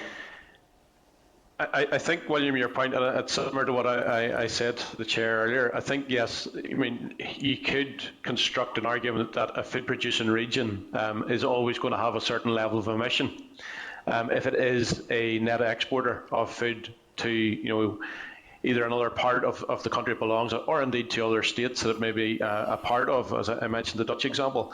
I suppose the question then becomes, is what level of emission is realistic to achieve whilst it enables you to and that, I suppose that's a policy maker decision in terms of what you have to do. But look, I think there are precedents that there are states that have made the assertion and the claim that, look, we're a net food exporter, so there are certain things that we're not going to be able to do if we continue in that status. Okay. In relation to methane, you say that it lasts for 12.4 years. Does its potence reduce gradually over that period, or I surmise it just doesn't stay there for 12 years and disappear? It disappears gradually. Is that right? That's not something we actually looked at within the paper. But I mean, I suppose it's if you take the lifetime of it appears more potent because of the metric we use. That's the issue. So the GWP 100 actually accentuates the warming because it has a shorter life. Okay. And that's why I said that some of those emerging metrics have been designed or by their creators in an effort to try and say, well, look, methane isn't equivalent to carbon dioxide because it has that short life. Yeah, that would seem logical to me. Yeah. Okay. Okay. Thank you. And that's, sorry, if I could just come in, it's also important in relation to that to look into the removal approaches and techniques that are used, and that the sequestering, for instance, is on a permanent basis. And there are some countries that do provide a standard for the removal approaches that are used and required to ensure that. Okay. Okay. Thank you. Okay. Thank you. Thank you. Philip? Thanks. Just in terms of the kind of last point there, maybe, well, I mean, in your research, is there any kind of sense globally that methane is actually taking on greater importance because of its potency? I mean, all the reports are seemingly suggesting that, we're not particularly on schedule to meet the Paris Agreement, and given that methane actually is more potent, that actually by reducing methane over and above carbon, you will do a better job in reducing temperatures quicker in the short to medium term. So I'm just wondering if that is something that is growing within the scientific community about the importance of methane and dealing with it with a greater sense of urgency. And just another question kind of framed on that to the local situation in terms of potential questions. I think it was Susie had raised. She's saying, like, unlike the CCC advice and the Climate Bill number 2, the Minister's Bill, doesn't suggest net zero carbon along with 82% reduction of greenhouse gas emissions. And Susie's asked, does DAERA feel that net zero carbon isn't required for an overall 82% reduction given NI's methane levels and ability to reduce it? So, I mean, I'm kind of trying to deduce from that, is that sensing that the Minister in the Bill number 2 is saying that there's a greater potential for reducing methane here than maybe the CCC had surmised? That's mainly just, yes, one of the questions really around it, and whether it's just that the detail hasn't been provided on the face of the bill as yet, and is to come with further plans under the bill. But the CCC, it suggests that in order to reach that at least 82%, it's going to require CO2 to go that bit further to net zero, with the understanding that methane will have to be reducing at a lower rate, and with the 42%. So again, it's not something that is on the face of the Bill number 2, but it's just a question in relation to, does the department even see that there is going to need to be that wriggle room or balancing act between across all the different gases, and would that mainly be due to our ability to reduce or limited ability to reduce methane over some of the other greenhouse gases.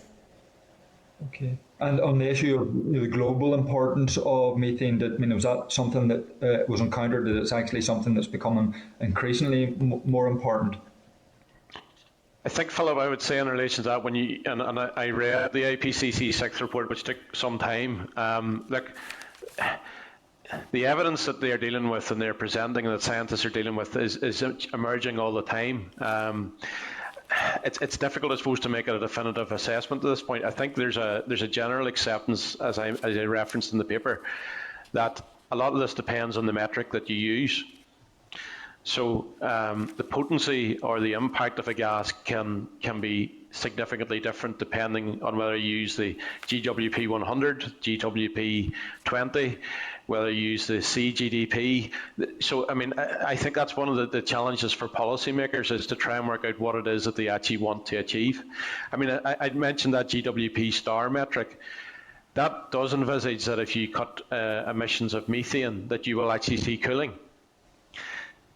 But I suppose it doesn't provide a basis for you to continue to increase your methane emissions. It simply says that if you stood still, potentially a lot of the warming that methane emission created already happened.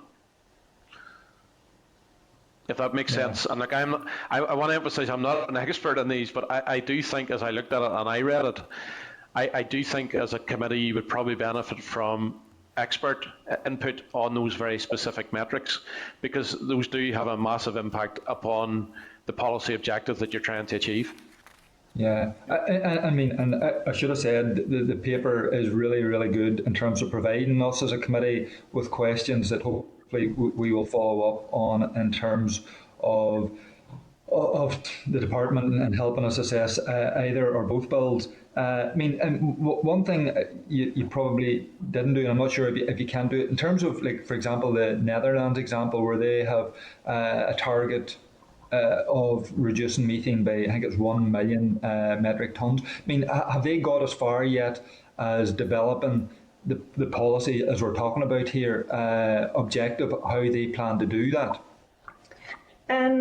Well, with the Netherlands, their binding target comes under their Climate Act 2019. So the binding target is for 95% reduction across all their greenhouse gases.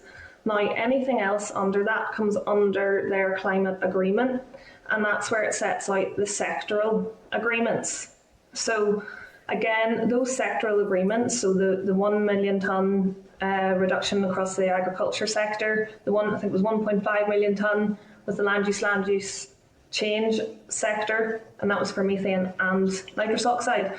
So those are sectoral agreements that are developed really between the different sectors. They're not binding targets, so the only binding target is that overall. These are really just effectively indicative targets or policies then to try and reach that. And I suppose that was put into the paper just to show that, again, two countries that are known for their agricultural produce, and is both the Netherlands and New Zealand, but both are dealing with it in different ways. So New Zealand through a binding separate target that doesn't contribute to their overall, and the Netherlands with a slightly lower overall reduction target to take account of the agricultural's contributions to their greenhouse gases. Okay, thank you. Thanks very much. Rosemary? Thank you. Can you hear me? Yeah. Yes, Rosemary? Yeah. Absolutely, yeah. Thank you. Thank you again, Mark and Susie, for that very valuable paper that you've presented this morning, and to help those of us to get a better understanding of methane. Just one thing, you talked about methane being short-lived, Mark, 12.4 years before it's removed from the atmosphere. Do you know if there's any work going on or any projects going on that's investigating perhaps reducing those number of years for the living of methane. For example, 12.4, maybe some work going on to reduce it in the atmosphere, maybe to lasting 9 years rather than 12.4. Rosemary, it wasn't something that I looked at within the auspices of the paper, but it is something that we can go away and see if we can find anything to that regard. I mean, I suppose as Susie has mentioned, mitigation measures or removal technologies, they are being deployed in different jurisdictions, and there is ongoing work on that. And I mean, part of the difficulty is it's such a myriad issue. I mean, one that we haven't touched upon, but we looked at was peatland, for example.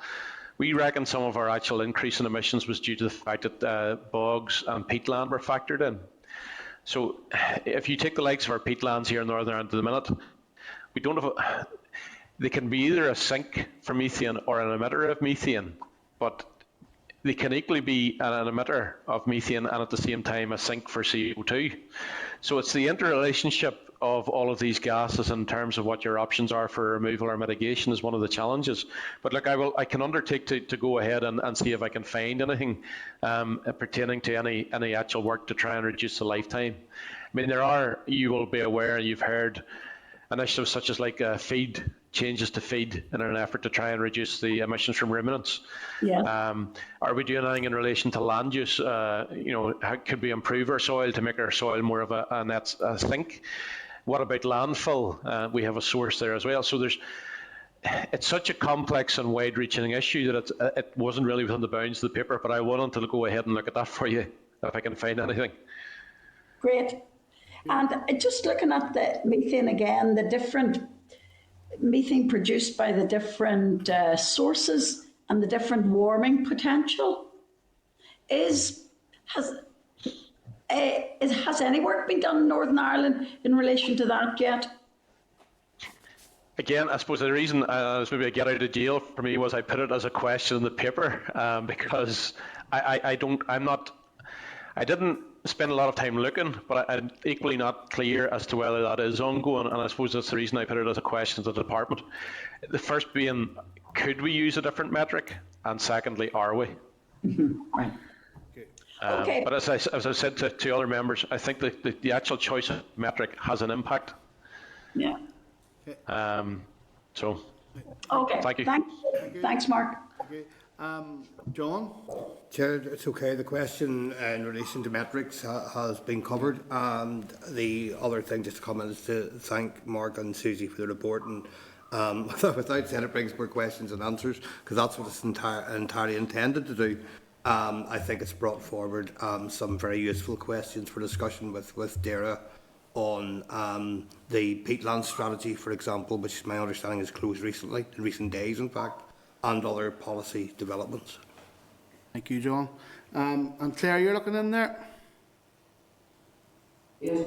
Thanks a million, Chair. I'll try to make it quick. Sorry. Listen, I think it's really interesting. You've identified to reach the CCC's recommended 82% by 2052 that we would have to be net zero in CO2, and that would allow a slower methane reduction. Is that more in line with the Netherlands model then, or is that like a split target in another form? But that's not really the question, but I'm looking at, so the IPCC have now given us code red for humanity and really emphasising the urgent need for global measures to start cooling our atmosphere. So what does this say about the significance of methane in terms of being able to bring about cooling effects? So if we have to immediately at a global level start cooling our temperatures, methane is one of those gases that has a higher release but a shorter life. So what's the science saying about methane specifically in that context? Again, are we going to go back into metrics again? Yeah, it does, Claire. And I mean, the other thing I would say in that, Claire, is that one of the difficulties is when I go back to the emissions data, when you take the global, it's whether you're thinking locally or globally here, because again, go back to the global data, which shows us that 64% of global emissions come from tropical sources. You know, so it's a hard one to call whilst agriculture and waste at a global level is still the most significant, wetlands are still accounting for 33%. We're a relatively small player. I suppose the question is, and I'm not quite clear on, is what could we do that would have an impact that would be significant given the size of our emissions? That's not to say we shouldn't do it in the context of a climate change act that emerges. I suppose it's just that question is, what practical terms can we do? Because one of the things that we did highlight in the paper was that our land use sector appears to currently be a net emitter rather than a sink. And that is a question for the UK and Ireland, or Northern Ireland. So we didn't have the data for down south. What's going on there? Why isn't our soil actually acting as a sink for methane within the atmosphere? Because as I said in the paper, if it then means that if it's not effective there, well, then you have to try and actively reduce emissions. So rather than having a natural process that you're relying upon, it's obviously going to cost more and take more effort to actually create a process, whether it's in agriculture or industry, whatever, to reduce methane as opposed to maximising the potential of our soil. And just on that point, the land management strategy, it makes reference to some ongoing work that have been conducted by AFBI in relation to looking at the potential of our grasslands as for sequestering and absorption. So I think again it's all kind of ongoing at the moment. The other point that you made there about the CCC advice and Netherlands, yes, essentially, the two of them are aiming for a net reduction rather than net zero. So CCC is suggesting at least 82%, the Netherlands 95%. And again, no separate target for methane, but methane will contribute to that. And they actually stipulate then the contributions that methane should make to that overall reduction. So under the CCC advice, that's the 42%. And then with the Netherlands, they actually give it as tonnage per sector that they need to reduce by in order to contribute to that. So again, those are under the Netherlands Act, those are done as agreements, so they're not binding, but they're merely indicative. Thank you very much. Thank you. Okay, thank you, Susie, and thank you, Claire. Well, thank you very much for attending here this morning, Mark and Susie. No strangers to the committee, and we're very, very appreciative always of the hard work that you do for us in the Research and Information Service, and no doubt we'll be calling upon your valuable services in the time ahead. So thank you very much for attending this morning. Thank you, Chair. Thank you, members. No problem. Thank you. Take care now. All the best. Bye-bye. Okay, members, we're going to move on to the next item here. It's to do with a fish kill on the DAERA River in County Fermanagh. We have Kerry Anderson, Head of Water Management Unit, and Dr. Deirdre Quinn, Northwest Catchment, who could give us a briefing on this. Members can keep their comments and questions concise because we're the clock's starting to count down on us. So, welcome this morning, Kerry and Deirdre. So, give us a wee update on where we are in terms of the fish kill and the department's investigation of this. Okay, thank you, Chairman. I'm just checking I can hear you can hear me because you were a bit low on the line there. Yeah, we're experiencing troubles with the mics here today, but we can hear you perfectly, Deirdre. Okay, no problem. Okay. Well, I appreciate the invitation here today to update you on the recent fish kill on the Kesh River. And as you said, I know you have a busy agenda, so I propose to briefly run through what we know about the incident, and then we'll do our best to answer any questions you have.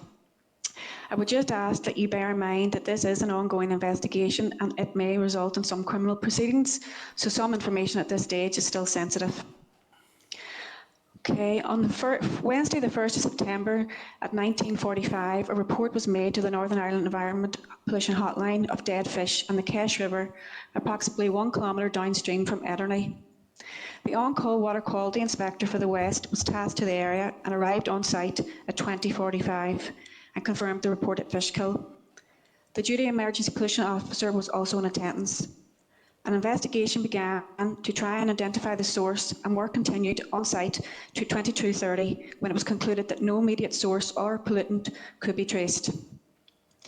The investigation then resumed again on the morning of Thursday the 2nd of September and included visits to properties and premises, dissolved oxygen monitoring, water chemistry sampling, and an assessment of the extent of the kill by colleagues and DAERA Inland Fisheries. On Friday the 3rd of September, Northern Ireland Water staff examined the operation of the local sewage works in order to exclude those as a potential source. Then on Monday the 6th of September, staff from the freshwater biology team attended the area to assess the impact on the biological life on the river and try to narrow down exactly where the pollution came into the river.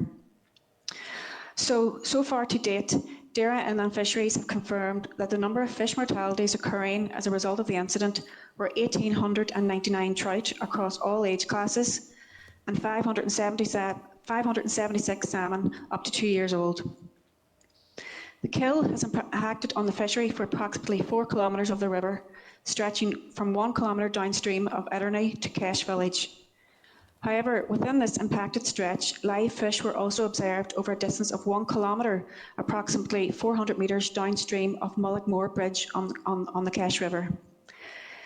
We initially thought there may be 2 separate incidents, but inland fishery staff now believe mortalities to be the result of one incident, which resulted in dead fish ponding in slow-flowing areas of the river, and then in the faster ripple zones with higher oxygen levels, live fish were present. 6 sites were sampled for river macroinvertebrates on Monday, the 6th of September. Analysis of the samples remains ongoing. However, early indications indicate that there are no clear impacts have been observed on the invertebrates. However, this cannot be confirmed until all samples are analysed and the results are reviewed by NIEA freshwater ecologists. Chemical monitoring, which also involves a wide sweep of substances, has picked up 2 chemicals of interest, and we are taking these into account during our investigations. There are 2 wastewater treatment works in the vicinity, one located downstream of Kesh and one located upstream in Ederney village itself. NI water staff checked both locations and full inspections were carried out on 3rd of September. Both sites are working and no issues were found. Dissolved oxygen readings recorded both upstream and downstream of the fish kill were not suppressed and were to be found in the normal range for the river. The investigation is ongoing and we are focusing in on a particular geographical area. The observed presence of life in the watercourse and the cessation of fish fatalities leads us to the conclusion that any discharge has stopped and the receiving waterway is showing no signs of ongoing pollution. This is actively under observation through chemical sampling, invertebrate monitoring and checking of the dissolved oxygen levels.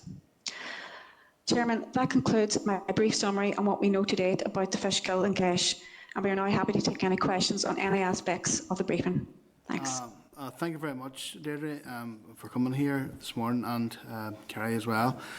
Just a couple of points of a couple of people who want to ask questions, but there's a couple of, because obviously I have been contacted by a number of people concerning this here. One of the comments that I got from the couple of fishermen was that there were dead fish hadn't been collected by DAERA, and that surely these carcasses would be needed for for evidence as to what was the chemical or whatever it was that killed these fish, and also for obviously as part of the investigation. So what is that the case? And that was yesterday. I got that report that the dead fish hadn't been collected.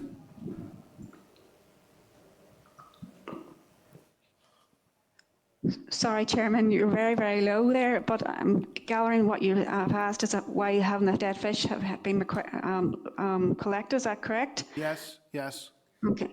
Our colleagues in inland fisheries, I know we had requested some fish to be, collected for further analysis.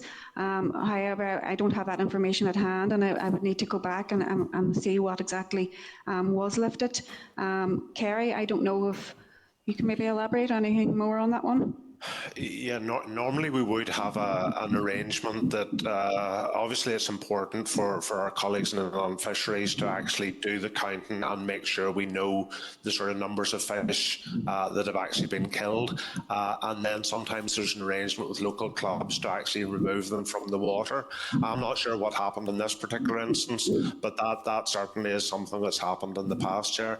But we can certainly, we will raise that question that you have asked this morning and see if we can get an answer on that one.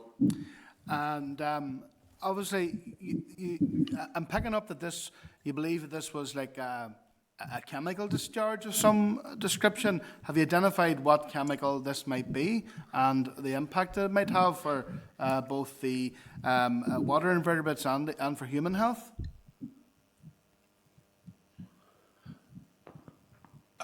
Deirdre, maybe I'll just come in on this one. Sorry. Yeah, we're not. The investigation is ongoing, and from some of the early samples that were taken, we did a very, very broad sort of sweep to see if we could pick up specific chemicals.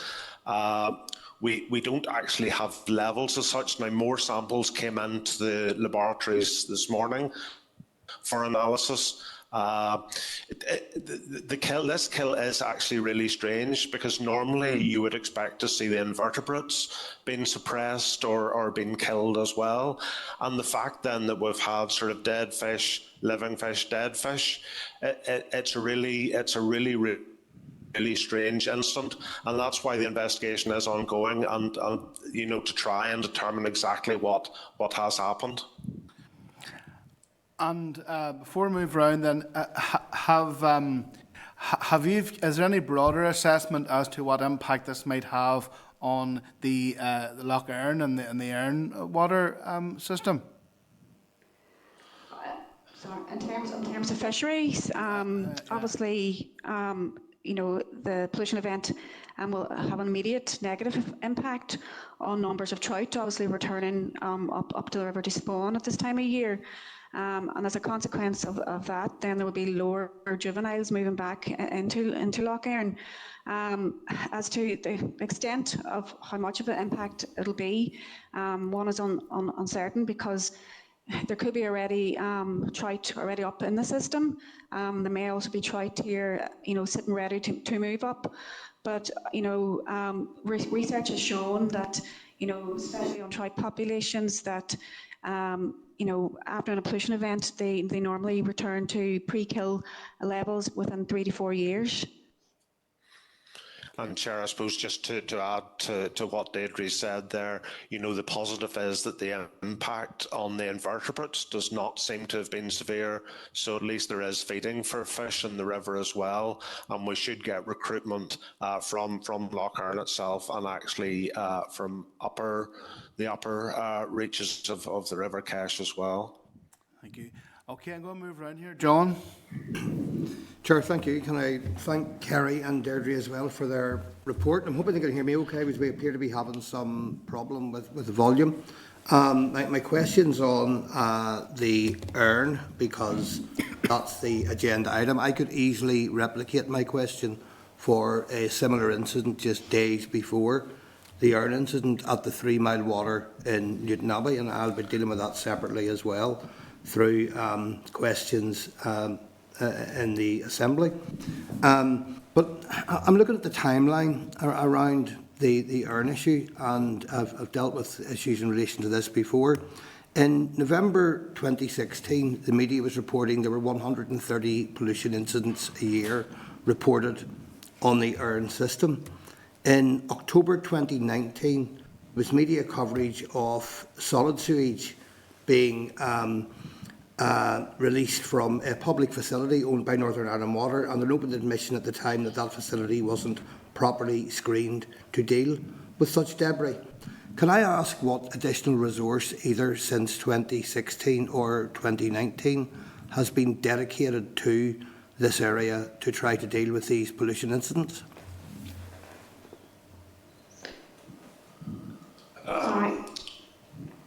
Sorry, I really struggled to hear that question. I understand it's something about sewage-related debris in Enniskillen.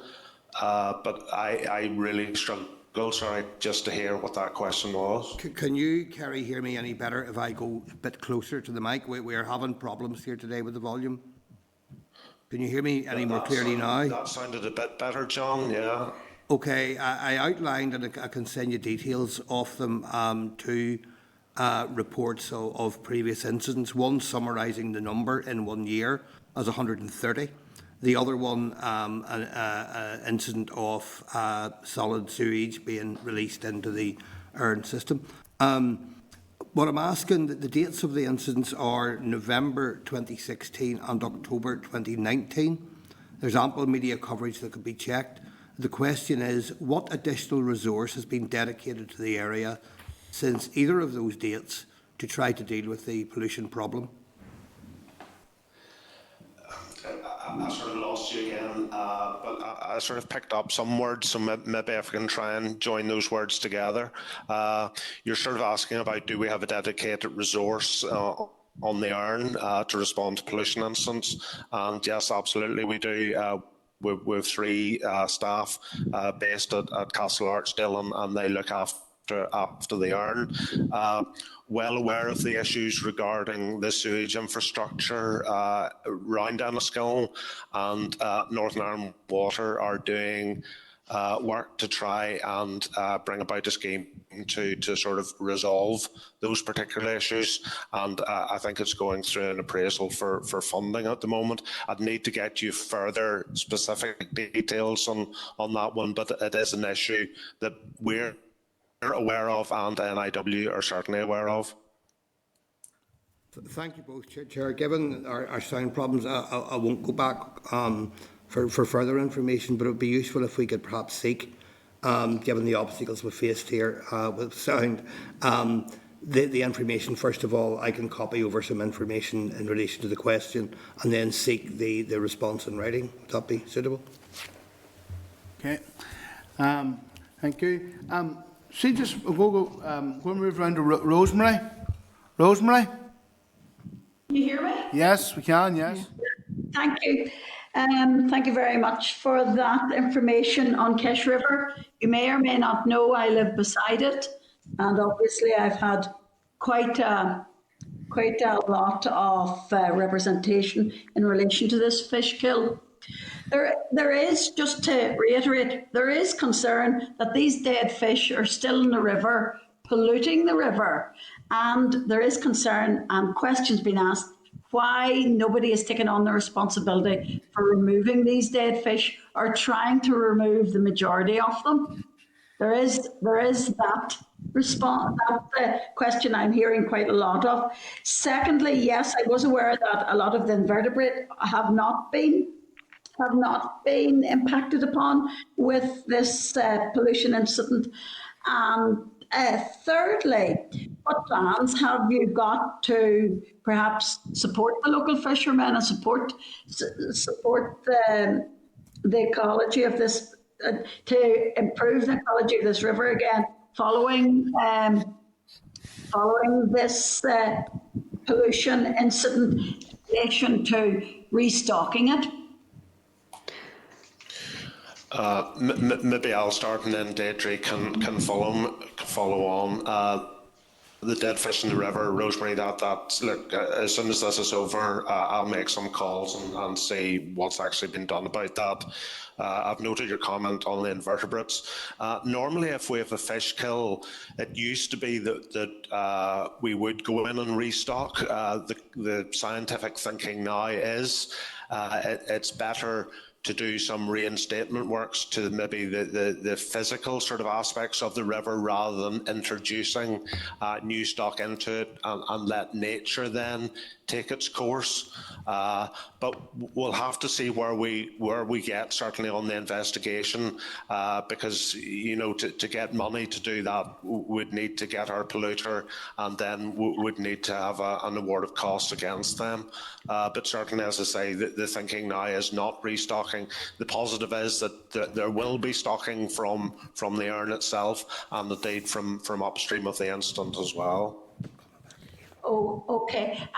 And just, is it possible for you to get back to me you know, so on my assembly email or whatever in relation to removal of dead fish. Just I'm getting queries daily on that. Absolutely, Rosemary. Yes, we'll do that. Okay, thank you very much. Thank you. Thank you. See, Kerry, just when you mentioned there, have you any timeline as to when you think the biologists will have their assessment completed and we get a better view of what happened or to pinpoint the source of it? Sorry again, I sort of struggled to hear that. So yes, our investigation will continue. As I said, we've more samples came into the labs actually this morning. So we have to do the analysis in those samples. It looks as if the invertebrates haven't been impacted. I suppose we do have to bear in mind, you know, rivers throughout Northern Ireland are actually under pressure at the moment. We've had a period of dry weather. We've had elevated temperatures, so there's less oxygen in the actual systems. So it takes very, very little just to sort of push the river over. So it might take very, very little pollution just to cause a decline in the oxygen. But the strange thing in this one is that the dissolved oxygen levels, you know, when they were assessed, you know, were looking normal. It's a strange incident, and that's why we're still desperately sort of taking samples and trying to find out more what happened. So we'll keep going with that until we sort of reach a conclusion, or indeed we can't actually find a specific source. Perfect. Claire? Claire? Yeah. And thanks for the info so far. I was reading a report yesterday that was then, because due to Brexit and the shortage of lorry drivers, that it has caused that there are problems getting chemicals for sewage treatment into the UK, and that the Environment Agency has now given a directive to allow the dumping of sewage into rivers to try and combat the problem. And I've just, maybe on the back of what we're talking about, I'm making an assumption now that from that report that I read that was just England. Is that the case, or do you know much about that? Claire, I certainly don't know much about that, but I know from the work that I did on Brexit preparations that NIW had a massive stockpile of chemicals, and they had also arrangements in place with other sewage undertakers to get additional chemicals in if they were needed. Now, I certainly haven't heard of anything like that in Northern Ireland. But again, we can certainly make some inquiries, but nothing's come to me. Deirdre, I'm not sure whether you have heard anything. No, nothing at all, Kerry. Okay, thanks. So just interesting what you were saying there in terms of the stress that the rivers are under and the levels of oxygen in the water, and that this is a really unusual event that has happened. So I'm just again concerned with just with the levels of the sort of extremes that we're having in weather, with that stress that is onto our waterways, and then the recent report that was done in our waterways that 98% were not reaching the basic good standard, and I think that was this year or recently at the end of last year as well. Are they contributing factors? Could this be climate related incidences, really, is what I'm asking? Kerry, do you want to answer that one? Okay. Well, I'll start. I think, yes, we did have a target under Water Framework Directive to get 70% of our rivers to good or better, and we just aren't achieving that. Without doubt, the biggest sort of stressor in our waterways is the agricultural sector, and we're just working on our third cycle plans at the moment, Claire, and without a doubt we need to just find a better way of engaging with the sector and making sure that we get good information and there is absolutely an issue there, and that's what we have to concentrate on the next round of our Water Framework Directive plans. When's that? I don't think what we're saying is climate related, and in many ways, and the more water that gets into our system, the better it is for from a water quality point of view, because it just improves the situation. At the moment, as I say, just with low flows and higher temperatures, the waters are extremely sensitive, and it takes very, very little to push it over. Once we sort of get a few weeks into September, temperatures will start dropping again. That will improve the DO situation, and once we get a few more showers of rain, that will help the flow in the system as well. The summer is just sensitive for us. And flash flooding hasn't been an issue in this case? Not in this case, no. Okay, thank you. Thank you, Claire. Kerry, just before you leave, has there been any assessment of the impact on the fauna or the aqualife in the river?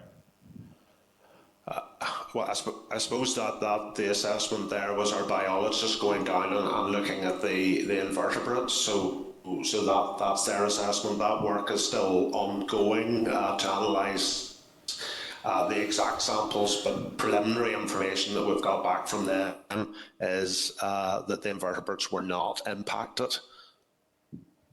Okay. Thank you, Kerry and Deirdre. Thank you, Chair, for the opportunity. Thank you. Okay, members, we're going to move round now. We're at item number 8 on the agenda.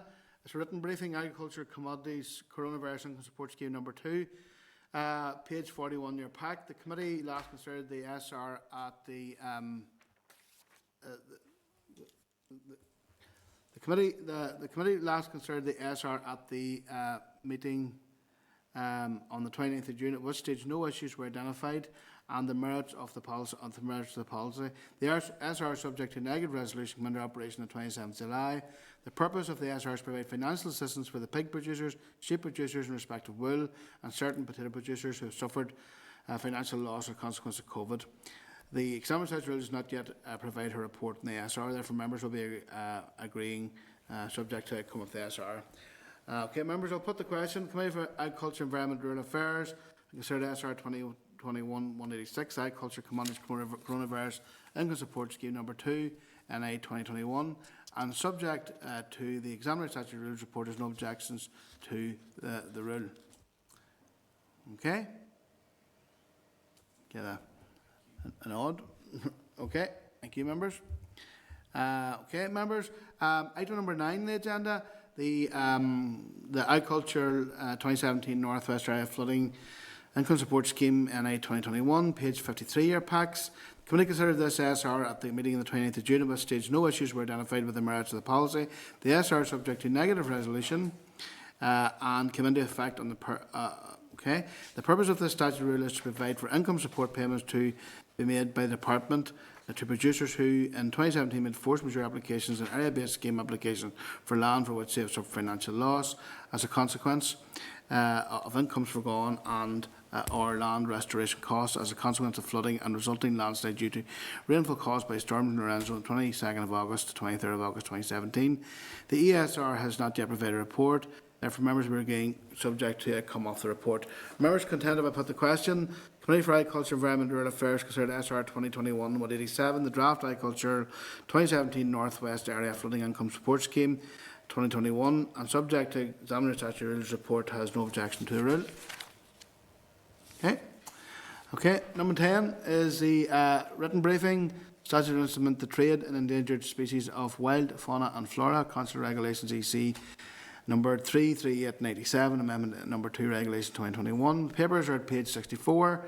One vice member that DAERA has made the statutory instrument which came into force on the 22nd of June. It updates the retained version of the wildlife trade regulations and does not directly apply to here. So where movements of these species occur between Britain and the North. Members okay to note? Written briefing, item number 11, supplementary legislative consent regarding the Environment Bill. The written briefing provided by the Department on page 75, setting out an additional amendment to the Environment Bill, is currently being scrutinised by the Houses of Parliament. Prior to the summer recess, members considered additional legislative consent that would allow DAERA to issue guidance to the Office of Environmental Protection and Regulation on forest risk commodities. The additional amendment will provide for the Assembly to scrutinise any guidance issued by DAERA to the OEP. This has been made following a recommendation by the House of Lords to introduce a similar measure in England. The DAERA Minister has laid the urgent LCM motion with the Assembly and anticipate this will debate the week commenced the 20th of September. Members also confirm that they are content with additional proposed legislative consent and to forward any questions to the Clerk by the close of play today. Written briefing on COVID-19 environmental impacts dashboard. The update is page 89. Members will be aware that the Department established a task and finish group to look the environmental impacts of the lockdown across a range of environmental indicators, including recycling, water and air quality and waste management. Due to the evolving nature of the lockdown restrictions and increasing availability of data, the dashboard will continue to be updated periodically in line with monitoring timetables and the release of data. Members are requested to forward any questions on the update of the Clerk by close of play today. Item number 13, number 1 bill, the Climate Change No.1 Bill, Clerk's memo, call for evidence summary. I want to refer members to the memo from the Clerk at page 112 and a draft of the committee report at page 122. I want to ask Nick to brief the committee. Nick. Thank you, Chair, and thank you, members. This purpose of this memo was to provide a summary of the call for evidence activities that took place between May and June of this year to help scrutinise the Climate Change No.1 Bill. There is a more detailed a report outlining the full analysis of the responses received at page 122, but I will endeavour just to provide a brief summary of the activities and the key points arising from the call for evidence. So, given the significant and cross-cutting nature of the proposed legislation, members will remember that we facilitated a number of exercises. So we put out a call for evidence template that was made available on Citizen Space between May and July of this year. In total, we received 126 returns via that template format. In addition, the committee team also received other free format submissions. This included 6 responses from individuals. There were 30 organisational returns and 1,145 messages of support that were submitted via the Friends for Earth website. Additionally, then, members will recall that we facilitated 2 stakeholder events on the 17th of June, and that encompassed 44 participants representing a range of organisations to discuss the bill and its aims and impacts. Also, just to note that the Assembly's education team kindly facilitated 16 focus groups with primary and post-primary schools right across constituencies, and over 300 pupils at various ages participated in those focus groups. In terms of the breakdown of the various sectors of the economy that responded to the call for evidence, there's a table on page 113 of the memo which gives the breakdown, and there was quite a wide and varied response. So we had 11 responses from organisations from the energy sector, 10 from the agri-food sector, 6 from environmental groups, 5 from professional bodies, and 5 representing business and industry, for example. In terms of the key themes arising from the call for evidence, they are outlined on page 114. In terms of the overall policy objectives of the Climate Change No.1 Bill, the majority of respondents were broadly positive about the aims and objectives of the bill, and it was strongly articulated that they welcomed the introduction of climate change legislation locally, and it was expressed that this was long overdue and reflected that Northern Ireland is currently the only jurisdiction of the United Kingdom not to have such legislation in place. There were a large proportion of respondents to the template that responded in broadly negative terms about the bill, but overall, that was specifically about the net zero aspiration of the bill, which was felt to be overly ambitious and not against the principle of the introduction of climate change per se. Around a third of respondents to the template felt that the bill would meet its targets. Those who were unsure or felt that the bill wouldn't meet its target again reflected that they considered that the 2045 net zero aim was out with guidance provided by the UKCCC, and that there might not be sufficient capability locally to deliver on that. Should just note that organisations were, on the whole, more positive about the aspirations of the bill than members of the public, in the sense that organisations responded more positively as to whether the bill would deliver its aims. All of the pupils who participated in the focus groups agreed that climate change was a very important issue and things would only get worse if action is not taken. In terms of the aspect of the bill that declares a climate emergency, the majority of fraternities supported this aspect of the legislation and felt that that would be an important driver to stimulate action across sectors to improve measures for the environment. Those who were negative or ambivalent about the declaration of a climate emergency reflected that this is not a typical or usual feature of climate change legislation elsewhere. Moving on to the emissions target, as I've already alluded to, there was a strong difference of opinion regarding the 2045 net zero target as drafted within the bill. And I think that was fairly clearly demonstrated by the fact that 46% of respondents to the citizens-based template thought that the 2045 target was positive, having an ambitious, stretching and aggressive target, and that was offset by 46% of respondents who felt that it was unworkable and not in line with the advice provided by the CCC. So I think that demonstrates the sort of disparity of opinion about the net zero target as outlined in the bill. The vast majority of respondents reflected, as the committee has heard from various organisations, about the potential impact on the local agri-food sector associated with the need to potentially reduce ruminant livestock if the 2045 net zero target is proceeded with. I suppose, touching on what we heard earlier from Mark and Susie, there was the vast majority of respondents, 73% of those who responded, felt that it was very important to have flexibility built into the legislation, so that there is that ability to react to emerging science or means of accounting for different greenhouse gases and any new policies or technologies that will emerge over the year ahead. Some stakeholders, including the department, expressed concern about the potential additional costs associated with pursuing the 2045 net zero target, and articulated that the UKCCC currently advises that this is unattainable for Northern Ireland, given current technologies and capabilities. The vast majority of young people who participated in the focus groups felt that setting an emissions target was very important in order to help plan and measure progress, and over half of the pupils who participated in the focus group considered that the 2045 net zero target was a good idea, but at least 25% felt that it would be too much and too soon for some industries and sectors. In relation to the climate action plans and sectoral plans, the vast majority of respondents were positive about these and considered them to be a potentially effective pathway to meet the emissions targets, because they would help to ensure accountability and that public bodies engaged in widespread and active consultation on the implementation of strategies.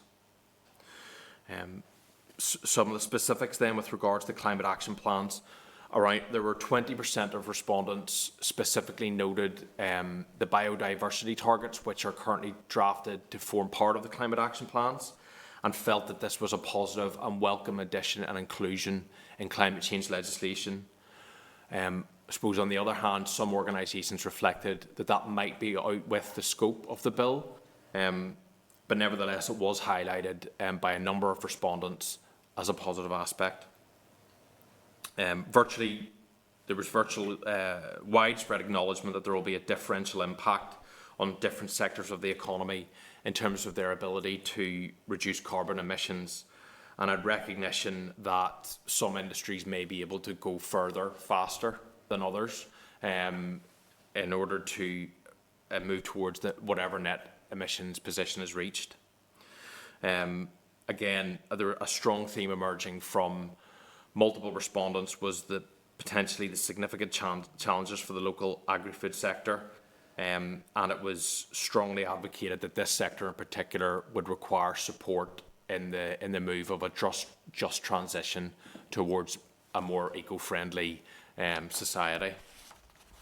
And again, I can't stress this enough to members, is that both from members of the public and organisations, a consistent message throughout the responses was the importance and central importance that stakeholders perceive of having a robust, just transition, what that means, how that's formed, and that's at the heart of the climate change legislation. And again, another strong theme was that any climate action plans should be subject to rural impact assessments in order to ensure that there's a cohesive and extensive assessment of what the impact could be in rural areas of different initiatives.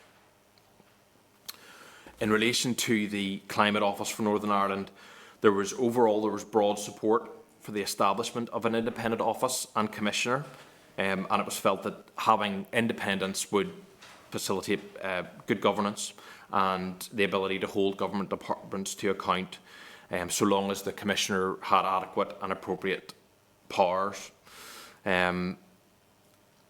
Interestingly, about a third of those who responded to the citizen-based template felt that the commissioner would benefit from some sort of enforcement power, in addition to investigation and information gathering powers as is currently drafted. Some respondents did articulate a concern about giving too many powers to the new Office of Commissioner, and therefore advocated that there should be very clear lines of responsibility for any new office to the Assembly and other entities such as the UKCCC in order to ensure that there's regulatory oversight of the work of the Commissioner. DAERA in particular highlighted an issue with regards to the potential costs of the establishment of a new office, and questioned whether it would deliver value for money given the limited functions of the commissioners outlined in the bill. I suppose that was a particular point raised by the department. When asked about resource implications, there was widespread acknowledgement that climate change mitigation is going to require significant cost and investment. But on the whole, if I was to generalise, I would say that most viewed that there's a recognition of a short-term significant investment for a long-term gain, and that there's a need for front-loaded public support and investment in order to offset any potential future long-term economic damage caused by not taking action on climate change. And again, when asked about resource implications, the importance of a just transition was emphasised to ensure that government has funds and appropriate grant schemes to assist businesses and homeowners to invest in carbon-friendly technologies and new policies. In relation to access to special advice, the majority of respondents felt that it was appropriate that the CCC would provide advice to the Commissioner when the Commissioner makes his or her annual reports. And most respondents felt that there were other sources of advice that should be consulted, including the Climate Change Advisory Council in Ireland, the local universities and NGOs. When asked about the responsibility placed on public bodies, the majority of those who responded felt that there should be a designated government department with responsibility for delivering the aims of the bill and having oversight. I should note that there was a suggestion put forward by several respondents that there should be a new department created specifically to have oversight of climate change. But in the absence of that suggestion, the majority of respondents felt that the Executive Office should be given primacy for responsibility for delivering the aims of the bill, I suppose, given particularly the cross-cutting nature and the consequences for all sectors of the economy. DAERA, in their submission, reflected that the bill in its current form is a bit unclear with regards to the roles, duties and expectations of different government departments, and felt that those could be refined within the legislation. In relation to transboundary considerations, the vast majority, well over 80% of respondents, felt that it was important that institutions in local institutions engage and cooperate with entities in neighbouring jurisdictions, including those in Great Britain and Ireland, as well as other countries, to coordinate climate change policy. And 70% of respondents felt there should be a transboundary approach to addressing climate change. And then, lastly, I've already touched on this, there was almost a universal agreement of the need to ensure an appropriate and adequate assessment is conducted in terms of the rural impact on the impact on rural communities arising from the outworkings of the bill, with 93% of respondents feeling that this was very important. In terms of the suggestions for how the bill could be framed and potentially amended, the full list of amendments in addition to the bill that were suggested by stakeholders have been incorporated in a separate document, and I won't go through that in detail today, but that will obviously be used as we go forward in our deliberations and consideration on clause-by-clause scrutiny. But just to highlight some of the headline suggestions that were made, there was a strong suggestion was that the bill could be expanded to include a specific requirement to ensure that climate change adaptation is given equal priority and weight to climate change mitigation within the bill.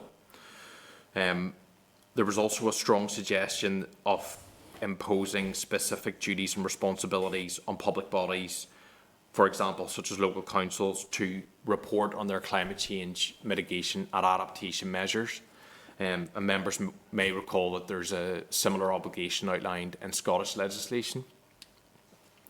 And also strengthening the wording and components of the bill that refer to a just transition, unsurprisingly, given the weight that was put on that in the feedback. I've added then on to this memo, and as part of the wider call for evidence on Climate Change No.1 Bill, members will be aware that on the 16th of August, groups representing the agri-food sector in Northern Ireland, including the Ulster Farmers Union, the Livestock and Meat Commission, the Dairy Council and the Northern Ireland Grain Trade Association and others, published a report that they collaboratively commissioned from KPMG, which assessed the potential impacts of the bill for the local industry.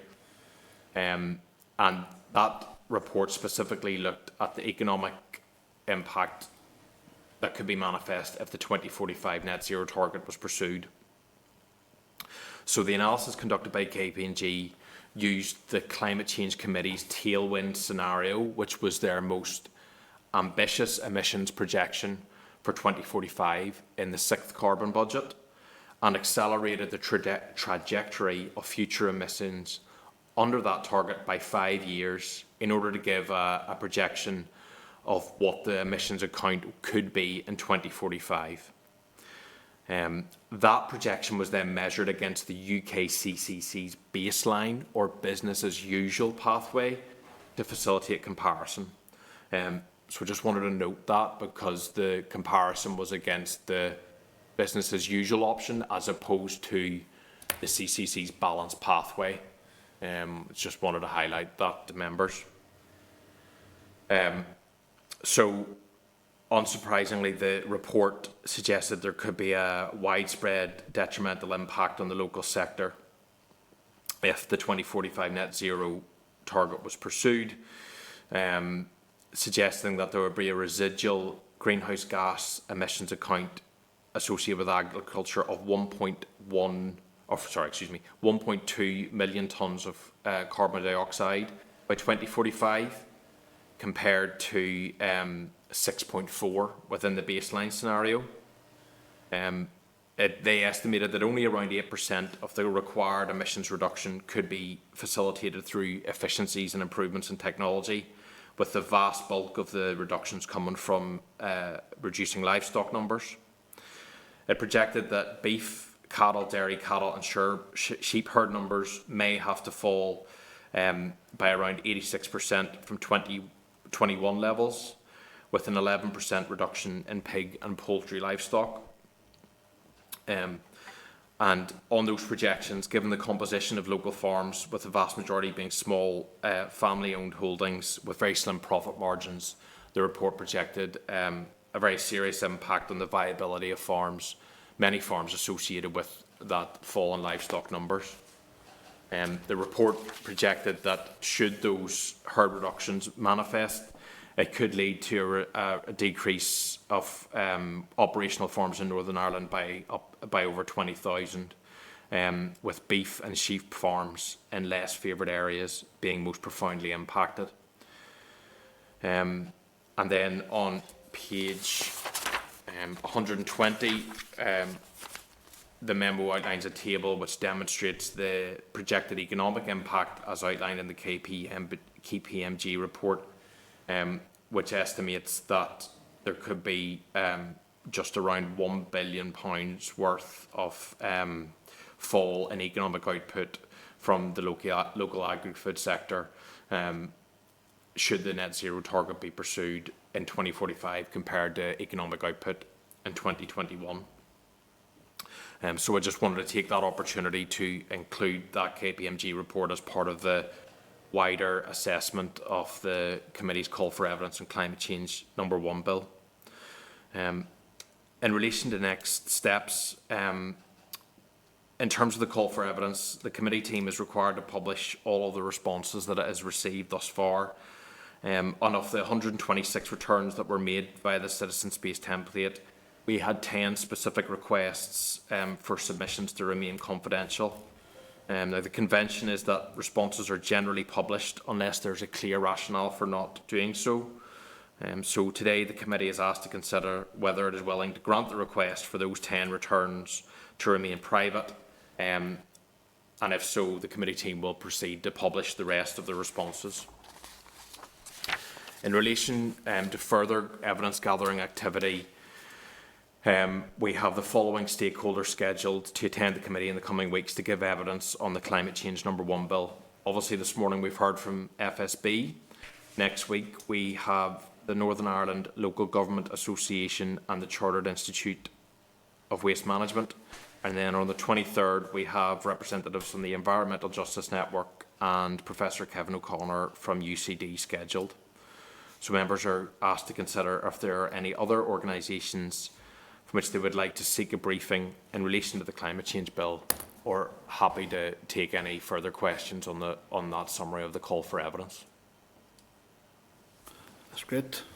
Nick, well, thank you for that excellent summary, and I think that I also want to pass our thanks to yourself and the other members of the committee for, I appreciate the very hard amount of work that you have personally and the great push put into doing this here. I want to thank also all of the respondents who took the time to respond to the Citizen Space consultation and who give evidence here directly to the committee and by writing as well. And that's really important, and this is a very good report which has been provided for our consideration and certainly gives us a good sort of snapshot into what people are thinking and their views, and that's an important role because, as stated, this is a framework bill. It's emerging, it's evolving. It's not something that's prescribed, and it's important that people have their input into this here. So I want to just note that, Nick, for yourself and for everybody who's taken part in the consultation to date. So thank you very much for that, Nick. Okay. Okay. Oh, sorry. Patsy has put a message into the group here. Nick, was there an environmental anti-fracking group that wanted to address the committee in relation to this? Or?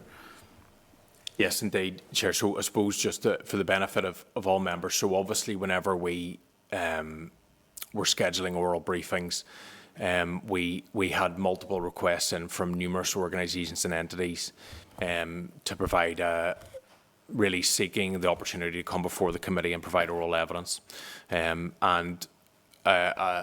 Given the number of requests we had, we took the decision that any stakeholders who were not on the pre-agreed list to be invited by the committee, we would provide them in the first instance with the opportunity to provide a written briefing, and they were sent all relevant details. So, as I said, we are happy. I'm very happy to organise and liaise with any organisation that the committee feels it's necessary to have a further oral briefing from. Maybe that's something we can follow up with Pastor and the group in question. Okay. Will do, certainly. Thank you. Okay, members. Item number 14 on the agenda is the memo on the Green Growth Strategy written briefing, page 189. Nick, do you want to brief the committee on the Green Growth? Yes, indeed. Thanks, Chair. So, members, I had emailed you during the summer recess on this. The development of a draft green growth strategy that has been put forward by colleagues at DAERA. And the background to this is that as part of its New Decade, New Approach commitment, DAERA had promised to undertake the development of a green growth strategy that will set out the policy direction to be taken by the executive in the years ahead in order to promote local economic and environmental health. So I understand that members had previously considered a written briefing from officials on the development of a green growth strategy at the end of April. On the 27th of August, the committee was informed by DAERA of its intention to bring forward the final strategy for executive sign-off in mid-September with a view to publication prior to COP26 in November of this year. I did ask members to forward any comments on the final draft before the 3rd of September. However, following further consideration of some of the key aspects of the document and in light of the committee's ongoing scrutiny of climate legislation, I felt it was necessary to give members the opportunity to review it today. So, as drafted, the Green Growth Strategy sets out 20 commitments that are to be delivered by the executive in the years ahead. And they are listed on page 2 of the memo, which is page 190 of the pack. I won't go through all of them, but I just wanted to highlight some that may be of interest to the committee. So one of the commitments, number 1, is to ensure that climate action and environmental responsibility is the heart of all government decision making. Commitment 2 is to reduce all greenhouse gas emissions by at least 82%. And achieve net zero by 2050 in line with the UK's 6th carbon budget. Number 3 is to introduce a mandatory green growth test, so climate action, the environment and green jobs are considered in all policy and budgetary decisions. And commitment 4 is to commission research on approaches to just transition locally and to present those findings to the Assembly. Commitment 8 reflects a commitment to publish climate action plans for Northern Ireland that will set on a 5-yearly basis sectoral policies and initiatives to deal with and address climate change. Commitment 13 is a commitment to collaborate on climate action across all UK regions and the Republic of Ireland through appropriate mechanisms such as the British Irish Council and North-South Ministerial Council. Commitment 17 proposes to establish governance arrangements for the delivery of the Green Growth Strategy and Climate Action Plan by establishing a standing committee of the Assembly on climate action. And Commitment 19 is from 2022 to 23, establish a Green Growth Climate Action Fund to deliver priority actions. So, I suppose after reading the Green Growth Strategy, felt that there were some aspects that might be of interest to members and that may warrant further information or clarity. So, a significant proportion of the commitments have just highlighted in the draft Green Growth Strategy contain elements that are very close and reflective of the Climate Change No.1 Bill.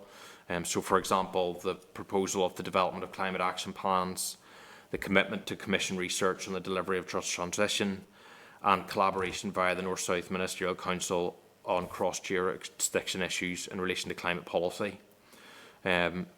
So the committee may wish to seek clarity on how these components of the strategy have been developed and why perhaps they have not been legislated for in, via the DAERA-sponsored Climate Change No.1 Bill.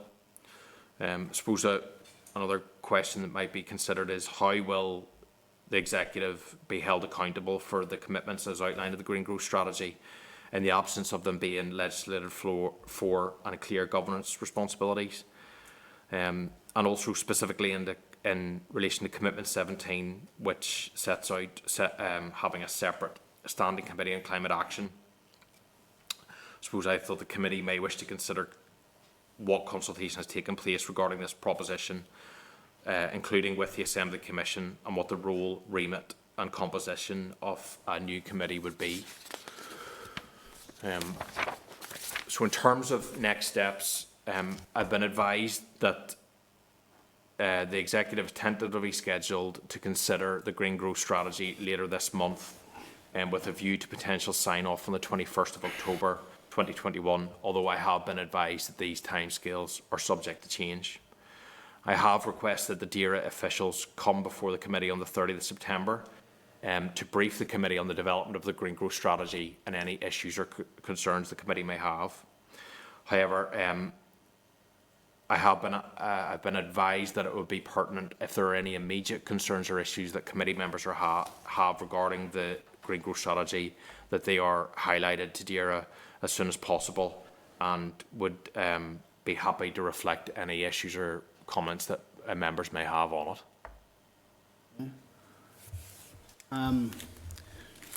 Okay, we have the briefing on the 30th, and if members have any comments, they can forward them to you, Nick. Is that okay? That's fine. By today? Well, I mean, so Chair, I've been advised that any immediate comments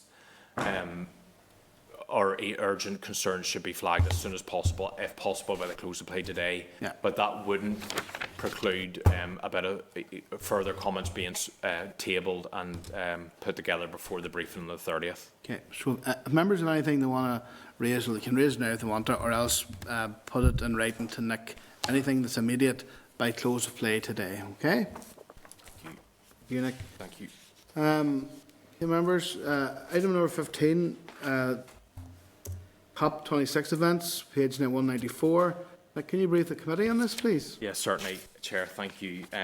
So there's a memo, members, on in your packet, page 194,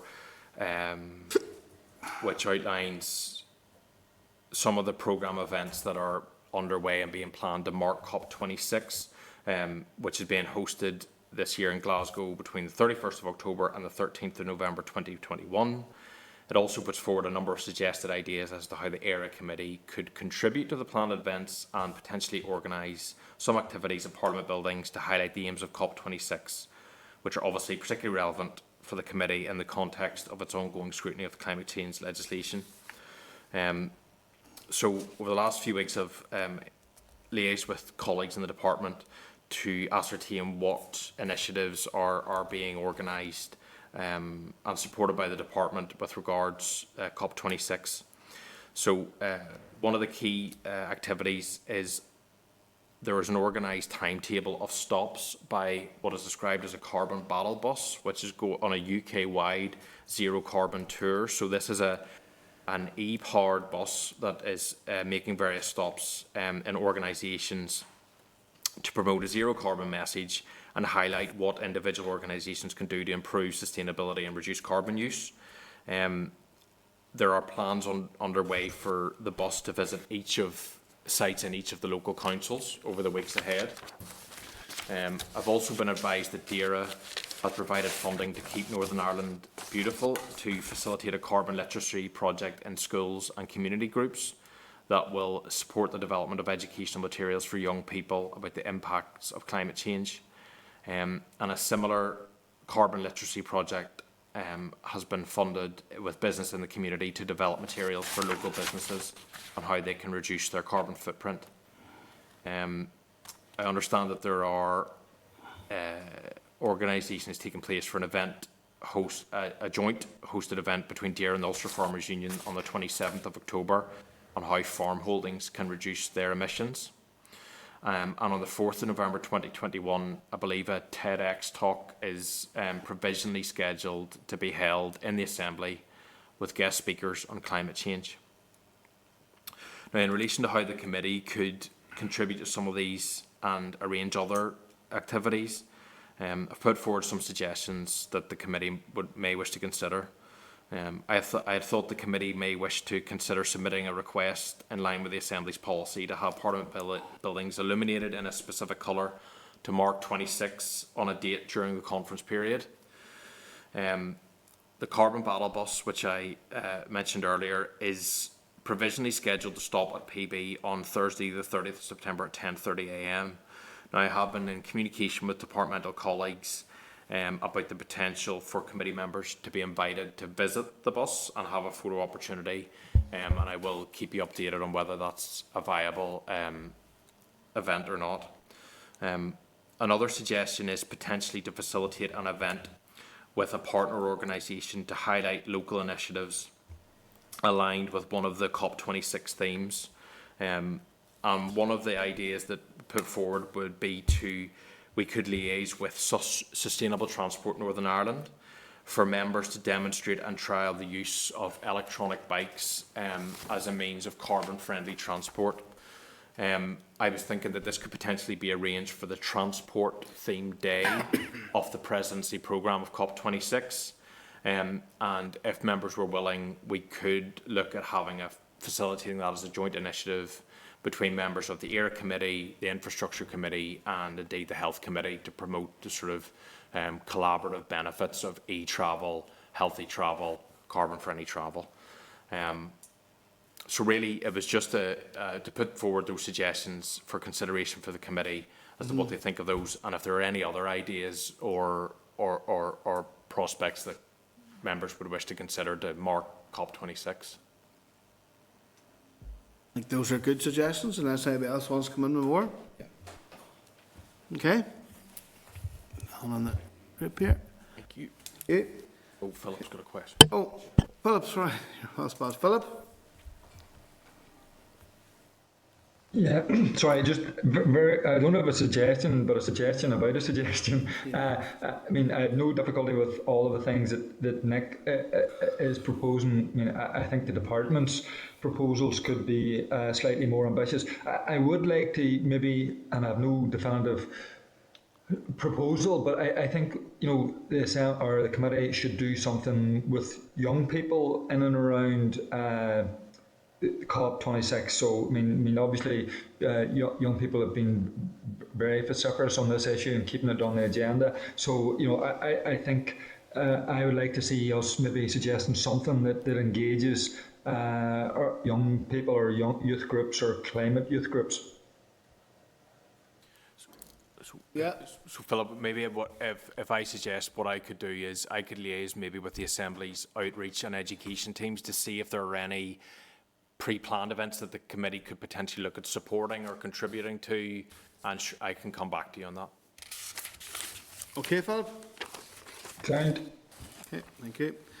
Okay, members, in terms of correspondence, item 16, page 200 of your packs, this was received over the summer recess. There's a number of them I want to draw your attention to. From the Minister on the 9th of July regarding the leak of the committee's draft investigation report, reiterating his concern that this did not uphold Assembly standards and that the actions taken by the committee may be insufficient to minimise the risk of future leaks. Members content the committee replies to the Minister noting his concern and reaffirming that it is assured that reasonable steps have been taken to safeguard against future breaches, and the leak of the draft report in no way undermine the findings and recommendations of the committee's investigation. Okay. Philip, are you looking in for an hour question, or was that from the previous time there? Philip? Are you looking in for, or was that from the previous time? I mean, I didn't know whether to bring it up at the beginning under matters arising or leave it till this point. I mean, would it be worthwhile also including in that letter just for an update on the implementation of our committee's report and its recommendations, perhaps to all those that were sent recommendation. I mean, we had spent considerable time producing the report that we did prior to the summer. Now, obviously, the summer intervened then as soon as we assessed the report, but it might be useful if the committee thought that when we're writing to the Minister and all the others that there were recommendations, just asking for an update on the implementation of the recommendations from our report. Thank you, Philip. Nick, do you want to pick up on that? Philip, yes, indeed. I've included that on the committee's forward work programme, and I suppose I had thought that given the summer break, maybe perhaps leave it closer to Halloween to write out to all of those stakeholders to ensure acknowledgement of the recommendations and what steps have been taken to implement the recommendations. But again, we'd be happy to do it now if committee wishes. Well, as I say, I maybe am jumping the gun a wee bit, not taking into account the summer, so I'm happy to take other people's views whether it should wait a while. I mean, the other question I have on this issue is just because I note sometimes other committees, when they produce reports or carry out investigations, inquiries, reports, that there's a debate in the Assembly chamber on them. I mean, obviously ours was at the summer recess. So, I mean, is that something procedurally that could or should happen in the instance of the committee producing a report like this? If I could maybe get clarification on that too. Okay. Yeah, thanks, Philip. Yeah, so yes, I had discussed this with my clerk assistant whenever we were finalising the report. So the convention is that anything that is designated as a full-blown committee inquiry, you'll recall going back years ago that with regards to the investigation in Red Sky, for example, I think under DAERA, that there was following the report, there was a plenary debate on the motion.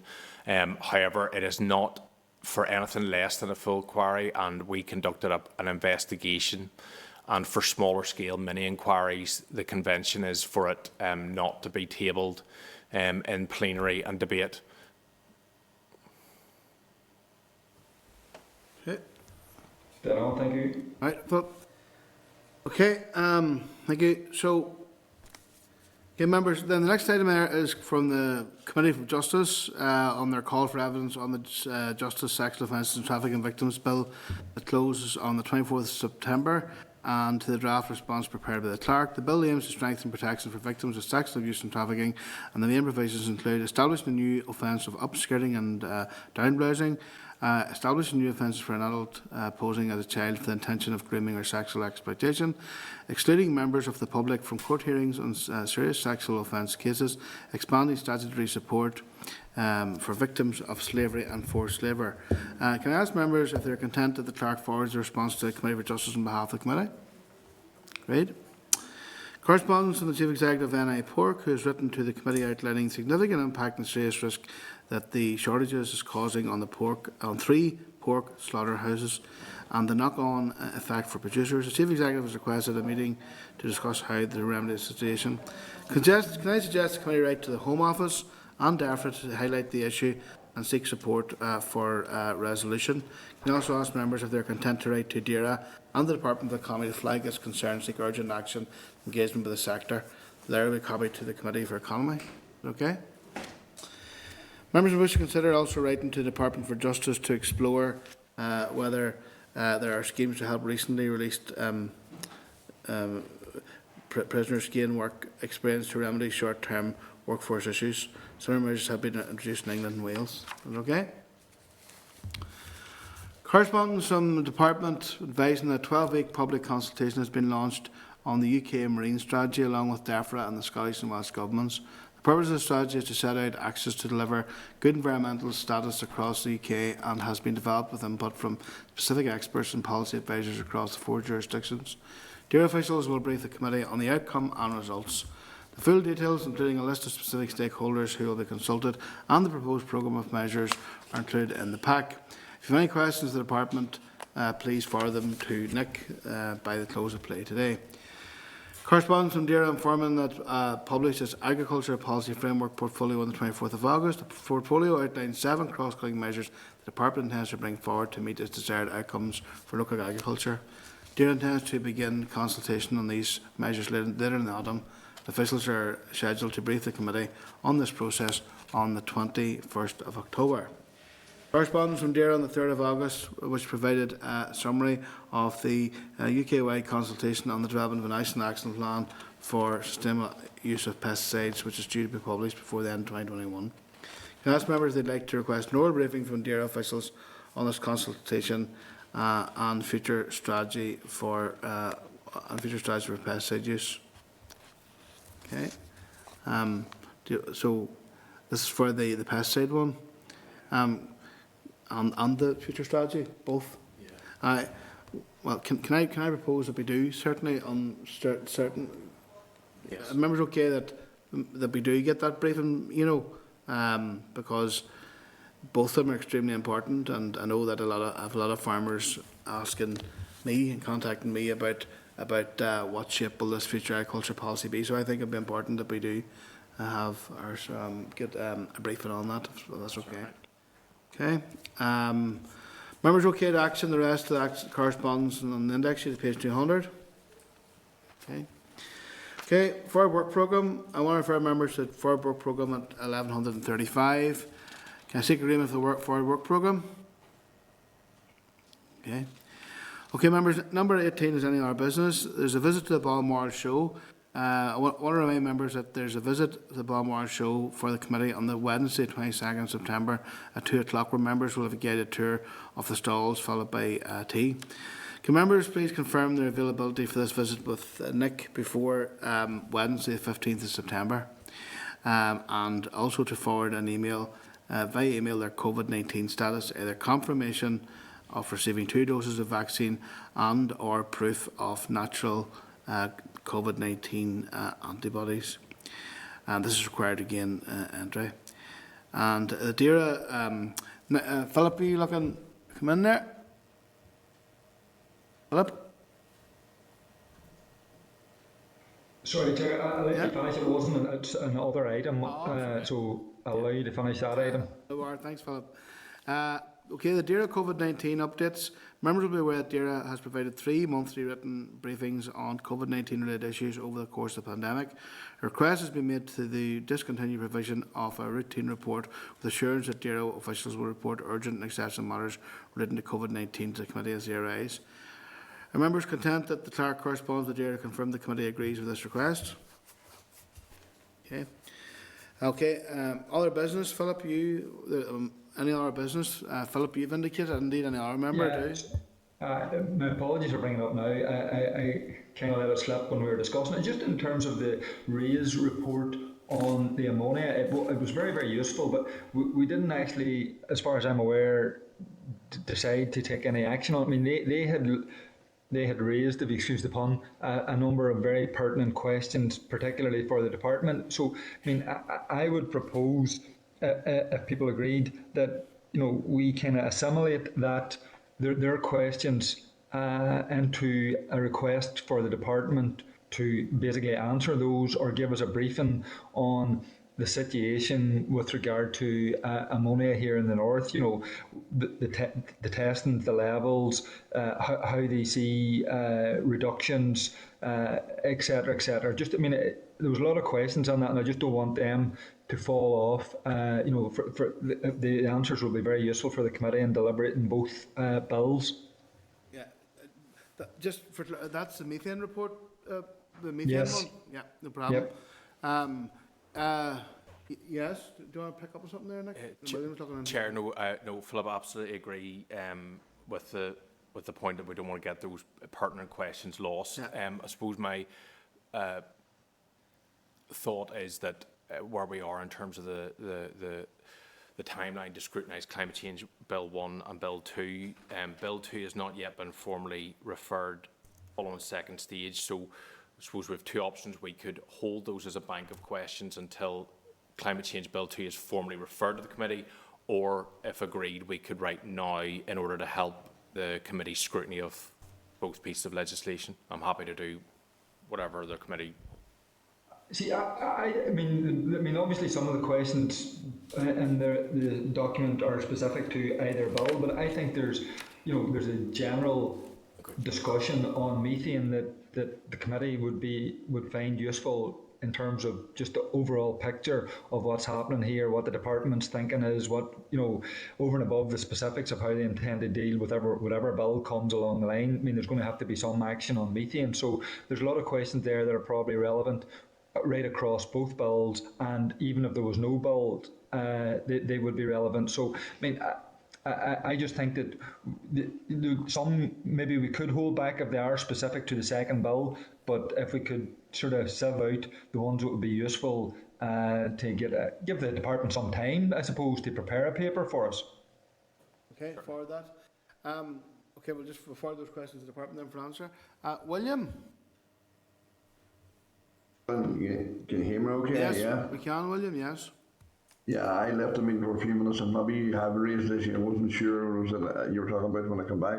The issue of pig back up on farm, pig's been backed up on farm, can't get away. Was that issue raised? No? Yes, William. Yeah, we did raise that there.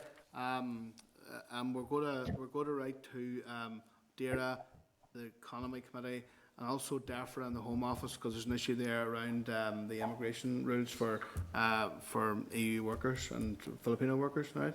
So we're actioning that, William. I have a number of farmers on to me that are starting to feel the pressure because they're not getting pigs away. So it is an issue on farms at the moment now. Yeah, William. I'm just backtracking here a bit. We're writing to the Home Office and to DAERA and to DAERA and to the Department of Economy, just with the concern as well. William, all right? Okay. Thank you now. Okay, thank you for that. I don't have any other members who have indicated they want to raise anything else. So, members, I want to thank you for attending the meeting, and the next meeting will take place this day week, Thursday, 16th of September at 10 a.m, and this will be a hybrid meeting streamed live on the Assembly website. So we're going to adjourn the meeting. Thank you very much, folks, and see you all next week. Thank you. Assembly Committee Room 30. This is the Northern Ireland Assembly Committee Room 30.